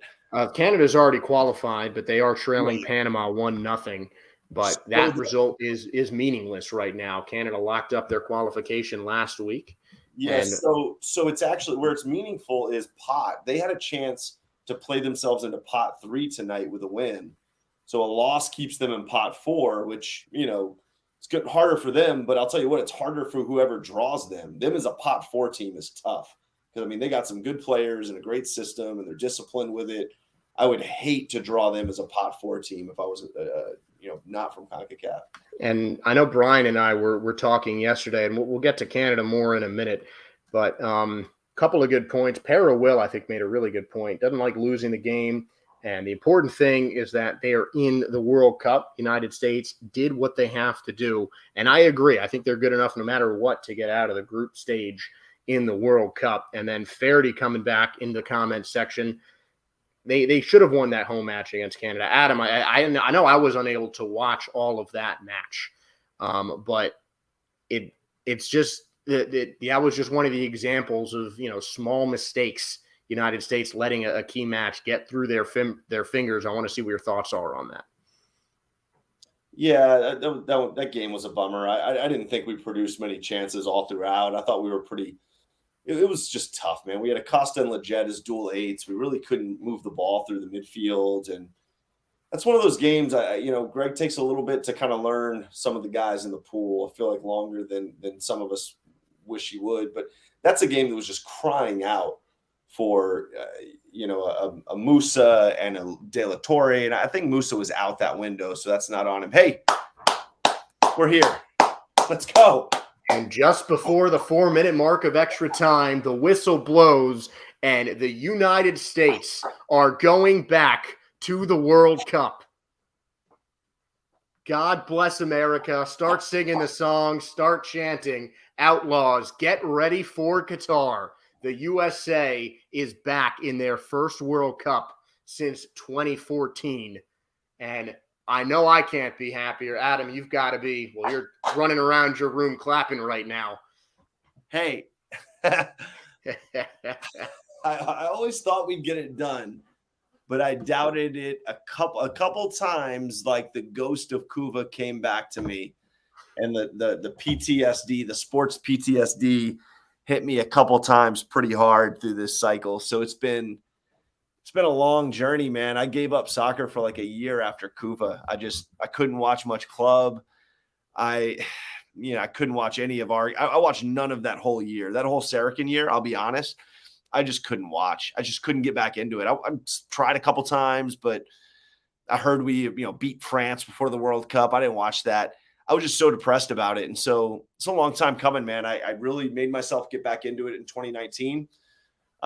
Started obviously following a lot of the young talent that we had coming up, and like many, just dove super deep into it these last 2 years. It's such a fun group to follow and root for, and there's so much talent in the pool.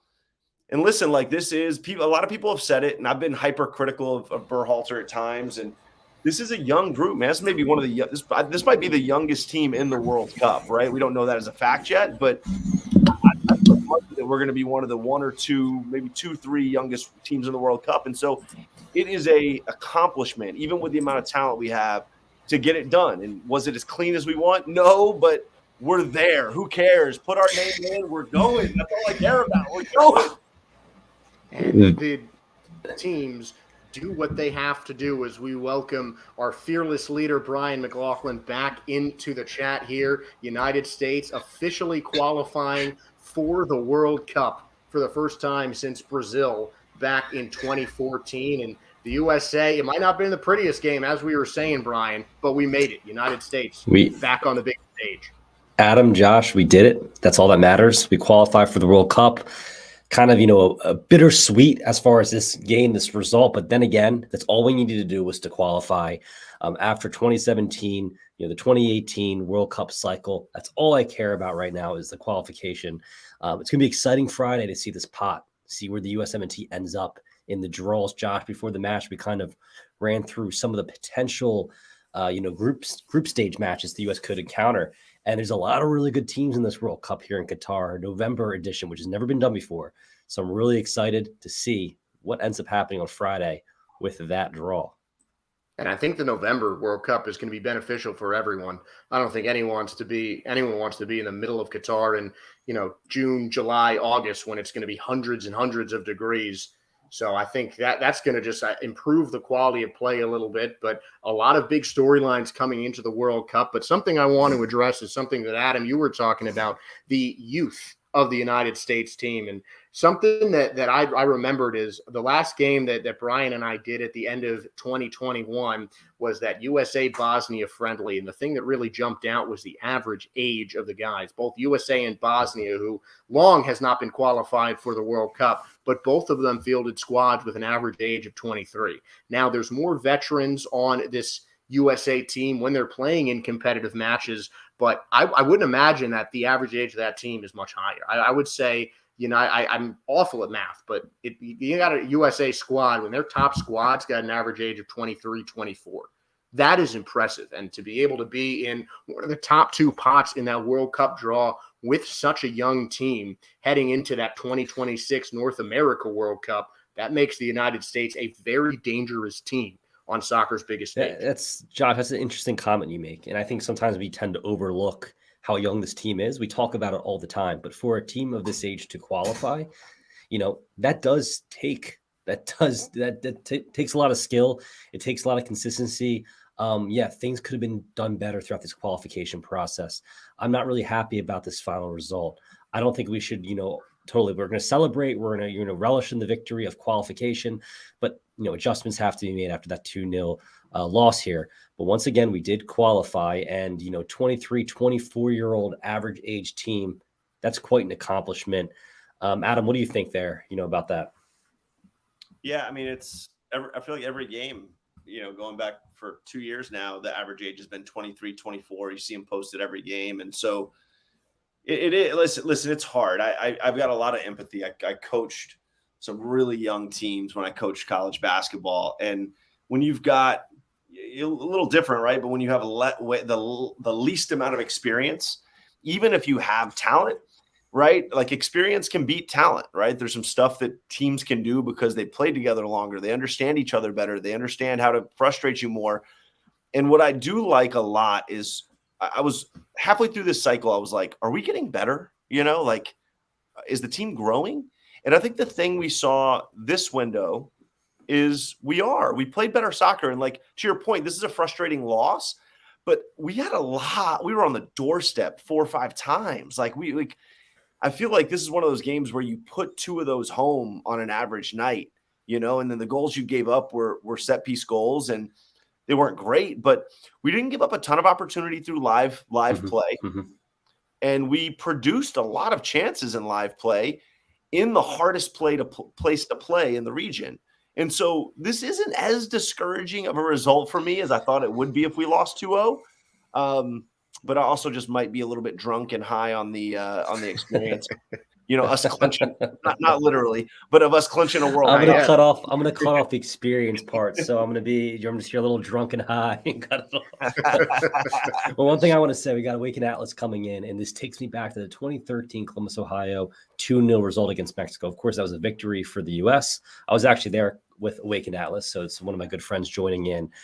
We were in Columbus, Ohio for that match. Can't believe that was going on 10 years ago, or just about 10 years ago, 9 years. So really amazing. And these cycles do, play out over a long period of time. You talked about it, Adam. There's been so many changes with, you're talking about a young roster now following the 2017, 2018 World Cup qualifying campaign, 2019 with Dave as our coach.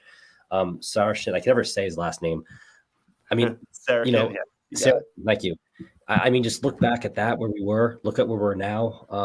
Obviously we can moan and complain about, Greg Berhalter and his selections all day long and certain things, but we've qualified. So now, tune-up matches. I'm here in Argentina potentially for a friendly. Looking forward to that potential friendly. We'll see how the U.S. is when they test themselves at the highest level.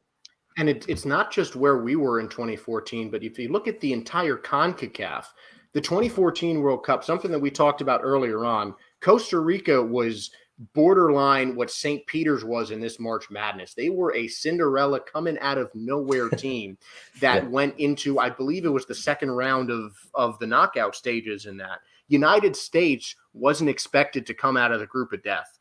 They drew a Portugal team with Cristiano Ronaldo, held him scoreless, and came out of a group that featured the eventual champions. The United States wasn't expected to go anywhere. They pushed Belgium who at that point, the height of their powers in the golden generation, Eden Hazard in his prime, Romelu Lukaku, Thibaut Courtois' big coming out party, and that really spurred a lot more growth in the U.S. soccer, and that in turn spurred just better play throughout the entire CONCACAF. So seeing in the last 10 years where the U.S. and the entire region has come since then is truly remarkable, because now I think you're going to be talking about teams like USA, Canada, maybe even Mexico as dark horses in Qatar in November. Well, what's interesting, Josh, is you bring up the early stages of that golden generation of Belgium back in 2014.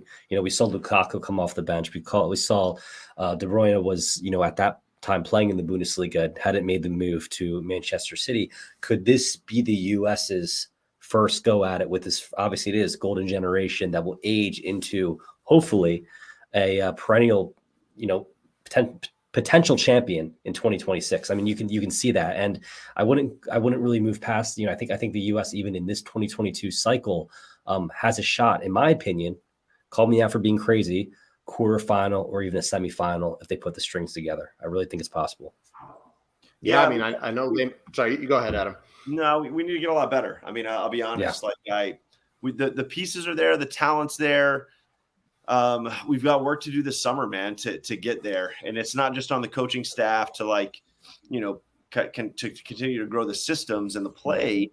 It's on the players too. We need the players have to grow. We've seen a lot of inconsistency from our players this cycle. We've seen really good and really high highs, and we've seen some stretches where guys that we expect to be really good, impactful players haven't really been there. But could we do what you just said? Yeah. But there's for me, there's 4 or 5 things that need to happen before we get to the place where we can do it. And you got to get a good draw. That's always the hard thing, right? Like, you finish second in your group and you draw Brazil, it's like, sorry, you're probably not winning that one. And that's a big point. And also, we're not talking summer 2022. We're talking November 2022. There is so much time to elapse before this World Cup. And of course, the end of the qualifiers in the past typically have fallen earlier in the year. But we're looking at, I guess right now, less than 6 months away or whatever it is, offhand. So it's really approaching quickly for us. Yeah. Reyna and Musa are the 2 guys I'll just kind of call out. I think that those 2 guys have the most room for growth between now and the World Cup. Simply because they're 19 years old, right? When you're 19, growth happens faster than when you're 24. I'm not saying we couldn't see a jump from any of the 21, 22-year-olds, but those 2 guys specifically in my brain, I'm like, those guys we could see. Remember where Aronson was a little over a year ago and where he is now. Like, we've seen big jumps in a year. And if either of those 2 guys has a big jump, you're talking about somebody who's bordering world-class player if they make that kind of jump. Of course. And we might depth also, sorry, Brian, but just the depth that could mean for the United States as well, because especially in the World Cup, when you're playing games in such quick succession against the best teams in the world, you need guys coming off the bench that can provide you the same kind of punch that the starters do. You look at Chicharito back in, I believe it was 2010 or 2014. He was Mexico's super sub, but he was their best goal scorer. And Aronson, I think, could be that type of guy for the United States because he plays a similar position to Pulisic. He's not going to start for the United States, but having a guy off the bench you can put in the 50th or 60th minute and get instant offense out of him could be a make or break thing for the United States in Qatar. Very well could be. And the comment I wanted to make was Brendan Aronson, a player that very well could transfer this summer. There's players that will potentially be playing for a brand new club come next season. So how does that impact these World Cup matches as well? And of course, we're seeing November World Cup matches instead of the summer. So MLS, somewhat impacts it as well. We're talking about guys who just finished up with their season, European, seasons in full swing. It's going to be really, really interesting. You got to remember this window. We didn't have Dest. We didn't have McKinney. We didn't have Aronson. We didn't have Richards. Right? Like, there's a lot of names that are like pretty big time players. Brooks continues to be left out, but like there are some darn good players that weren't even a part of this window. And you got to think also in this third game, how that impacts just our depth, right? And like, Mm-hmm. you know, how we can rotate with higher quality. Like tonight, I'd love to talk about tonight at some point, but I think tonight, you know, to tie it into our points here, when you have that kind of depth that we have and it's everybody's healthy, you know, this kind of game is way different. And specifically thinking about the World Cup and getting out of group stage, those games come at you pretty fast. And I think our depth and the level of like, there's not much drop off from, you know, Weah to Aronson. There's not that much drop off from, you know, now I think Musa to De La Torre, right? Like you've got a lot of interchangeable pieces. And I think we're going to be a dangerous team. I wouldn't want to see us, but I'm pretty biased. I wouldn't want to see us in your pool on Friday because I'd go, dang, what's that team going to look like in November? And I'd be pretty scared. Going to be very interesting. We talk about these group of death situations. How are other nations going to react to being drawn against the United States, Josh? It's a really interesting topic. You know, in the past, we've kind of been that team that, you know, has a strong goalkeeper, a strong back four, a couple playmakers. But right now, our depth, it's like it's never been before. What do you think? Yeah, and I think that's especially true at the goalie position. And something that I've been saying a lot all game, you focus a lot on the offensive side. And the guys are there for the U.S. We were just talking about Ayers and Weah, et cetera, et cetera. But you look at the goalies for the United States. Zach Steffen's playing in Manchester City. Mm-hmm. Turner is now with Arsenal. You have two goalies who are playing at two of the historically great clubs in the Premier League, and that's not even including Horvath, who has just been so good in clutch situations. That Nations Cup game against Mexico is still one of the most outstanding goalkeeping performances I've ever seen. You have and so many other guys that might not even be on the World Cup roster. You got, you know, the aging Bill Hamid, Nick Raimundo is maybe still in that kind of conversation. Sean Johnson, a guy who's come up so clutch on so many big stages. You have a stopper in the net no matter who you go to as well. So, yes, the offense for the U.S. is great, but you have to get by their defense, who has a lot of strong guys that, as you were talking about, Adam, pushed John Brooks, who seemed to be just a lock as the U.S. center back of the future, and now he's barely a consideration for even making the team. So there's the offense that looks really good with a lot of young talent, but the defense as well. There is a whole lot of depth in every single level. Some fantastic fullbacks with Jedi, Serginho Dest, DeAndre Yedlin, George Bello, who's going to one of the top teams in Belgium as well. There is so many guys in every single position for the United States that could be in line. There's going to be some difficult cuts for Greg Berhalter when you come to that Qatar roster. This final 23 will have all of us freaking out. That's for sure. So I'm looking forward to that. Let's wrap it up here in a couple minutes, but I have a couple questions coming in, or a couple statements, one from Awaken Atlas, who's been on fire tonight, making incredible points. So I appreciate that, Awaken Atlas. Interesting tweet by Men in Blazers. And I quote, "We will qualify for the World Cup, but after 14 games, the identity of number 9 remains a mystery," end quote. I'm going to go to you, Adam, on that. What are your thoughts there? Because I completely agree with Men in Blazers. Yeah, me too. I don't know who's going to be the best 9 in 6 months or 7 months. Would you put money on anyone right now? Right? Like I wouldn't feel like it's a no, bet. I wouldn't. Yeah, like it's but if you had to. It's like I'm a prisoner of the moment, right? Like Jesus Ferreira has, produced the best, at least like overall offense. But do I think he's going to be the guy 7 months? No. So I don't know. If I had to put money right now, somebody like gun to my head, put money on it, right? I guess I would say Josh Sargent, but he's so out of it right now that's like crazy to me. But I don't think the next, I'd love to not say this. I don't think the next 5 months are going to be kind to Ricardo Pepi. I just think it's a tough thing that he did. It's a tough move. And I don't think that is going to go cleanly at 18, as cleanly as I think a lot of people think it's going to go. So like, I don't know. PFOC, I don't know. Are we overreacting? Are we overreacting with the PFOC blunder in the match against Mexico? Not even a little bit. The problem is PFOC just doesn't fit the way Greg wants to play. Like that's the biggest issue, right? Is we don't play in a way that like we can feature a poacher striker, because I think Greg wants to really rely on a striker to come back into the play to combine and connect with those two dual 10s. And I think that is a really big problem when it comes to guys like, even DK. I know he's been hurt, but like DK and PFOC don't fit that profile. Sure. They actually really can't do that job. So I don't know if those guys can be our starting 9 given how we want to play. And Jesus Ferreira, of course, will have an entire MLS season under his belt prior to November. So it's interesting to see him kind of in where Ricardo Pepi was at FC Dallas, not having made any move to Europe. So we'll see if Ricardo Pepi, I don't think he should regret his decision, but hopefully you're wrong, Adam. We'll have to see. Any closing comments before we wrap up the stream here from the two of you? I think first, just continuing with the whole striker debate, you look at the really out and out strikers that the USA has had in the past couple of years.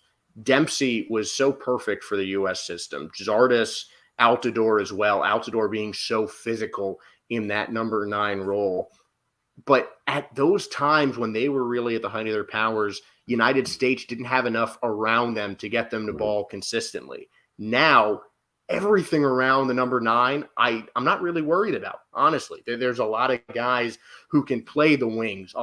Too many midfielders for me to even begin to think who's going to be the guys in the middle of the park for the U.S. But it's the number 9. They don't really have a guy who can continually they can rely on at the front of the pitch in the center, in that striker position. They just don't have that yet. And I think that Ferreira stepping in, he's really picked up right where Pepe's left off at Dallas. So I think he can certainly be that guy. And right now, I think he's that best chance. But, there's a lot that can happen. And we'll just have to wait and see. So I think that's really, as we've said, I agree with you guys. That's the position that we really need to solidify. But I think that there is enough depth around them that even if Ferreira doesn't turn into that number 9 that we need him to be, if Pepi doesn't do that either, there's still enough talent for the U.S. to contend. But if Ferreira and Pepi can really solidify themselves as the next great American striker, United States could make a deep, deep run in Qatar. Well, it's definitely what we're missing, Josh, and it's going to be interesting to see and follow closely these friendlies through the summer and the fall. Looks like we have Ethan Hawke. I don't know if it's the actor who's joining us tonight, but Ethan Hawke saying, let's go USMNT. So, Ethan, if that is you, you were tremendous in Before Sunrise, one of my favorite movies. And Boyhood, man. I love Very good. And if that is Ethan Hawke, I'm about to watch Moon Knight as soon as the stream ends up. So let's go. Hey, I'll just say this real quick, Brian. We've kind of, we've been so USMNT focused that we kind of brushed over this, as the game ended. Props to Costa Rica, man. They took, I believe, 19 of their last 21 points to steamroll up the table. Right. And this is why you did not want to have to rely on points right now, because it was the hottest team in CONCACAF in the hardest place to play. And luckily we gave ourselves, just enough cushion to not need the result tonight. But props to them, man. They put it together. And I'll say this. We talked about 3 teams being in. I would put money right now that team goes and gets the job done against New Zealand. And I think we're going to have 4 CONCACAF teams in the World Cup. This Costa Rica team looked awesome. I mean, they really did. They really turned it around, and they've been on an absolute tear, Adam, as of late. I mean, I think they started off, I forget how many matches it was with 6 points, but have gone essentially 17 points unanswered or something like that. I think 6 of 21. So, yeah. And then 19 of their last 21. So, and hey, a 9-point window, right? We talked about it. Everybody was talking about it before, Costa Rica can't get a 9-point window. I was going, I think there's a decent chance they get a 9-point window. So once again, kudos to Greg for getting that point in Mexico. Thank you so much for playing a real deal lineup and getting that point, because we're here, boys. But I want to say, Fabian Chavarria Vieta, vamos Costa Rica. So well done tonight. Hats off to you for sure. And I want to end it here, though. One thing I'll say, guys, is we have qualified. So thank you, Naraya Osborne, for saying it. We have qualified for the 2022 FIFA World Cup in Qatar. That's all we could ask for. That's all we could wish for after last cycle. So with that, any last words, Adam, Josh? Hey, we're in. Bring on Friday. Yep. Cannot wait. Pura vida mai. I really hope Costa Rica gets in that gets in that World Cup. I don't see New Zealand being too much of an obstacle for them, but keep an eye on this channel. We're going to have a lot of World Cup content coming up as we approach Qatar, and I really just can't wait to see what this start of a golden generation can do for the United States. Adam? This is it, man. This is what we've all been waiting multiple years for, and it's time's arrived. Let's go see who we play on Friday, and let's go build for the next 6 months, and let's get better. So with that, guys, it's State of Soccer TV. Make sure to subscribe and follow us because we have a lot of really interesting stuff scheduled for next month. I'll break the news here for you too. I'll be going to London and actually linking up with FIFA America for a couple vlogs in London. A couple really cool things coming your way. So if you enjoy his channel, my channel, there'll be a little bit of a collaboration there as well. So stay tuned for that. And with that, guys, don't forget to subscribe, and I'll talk to you later. As always, go USMNT.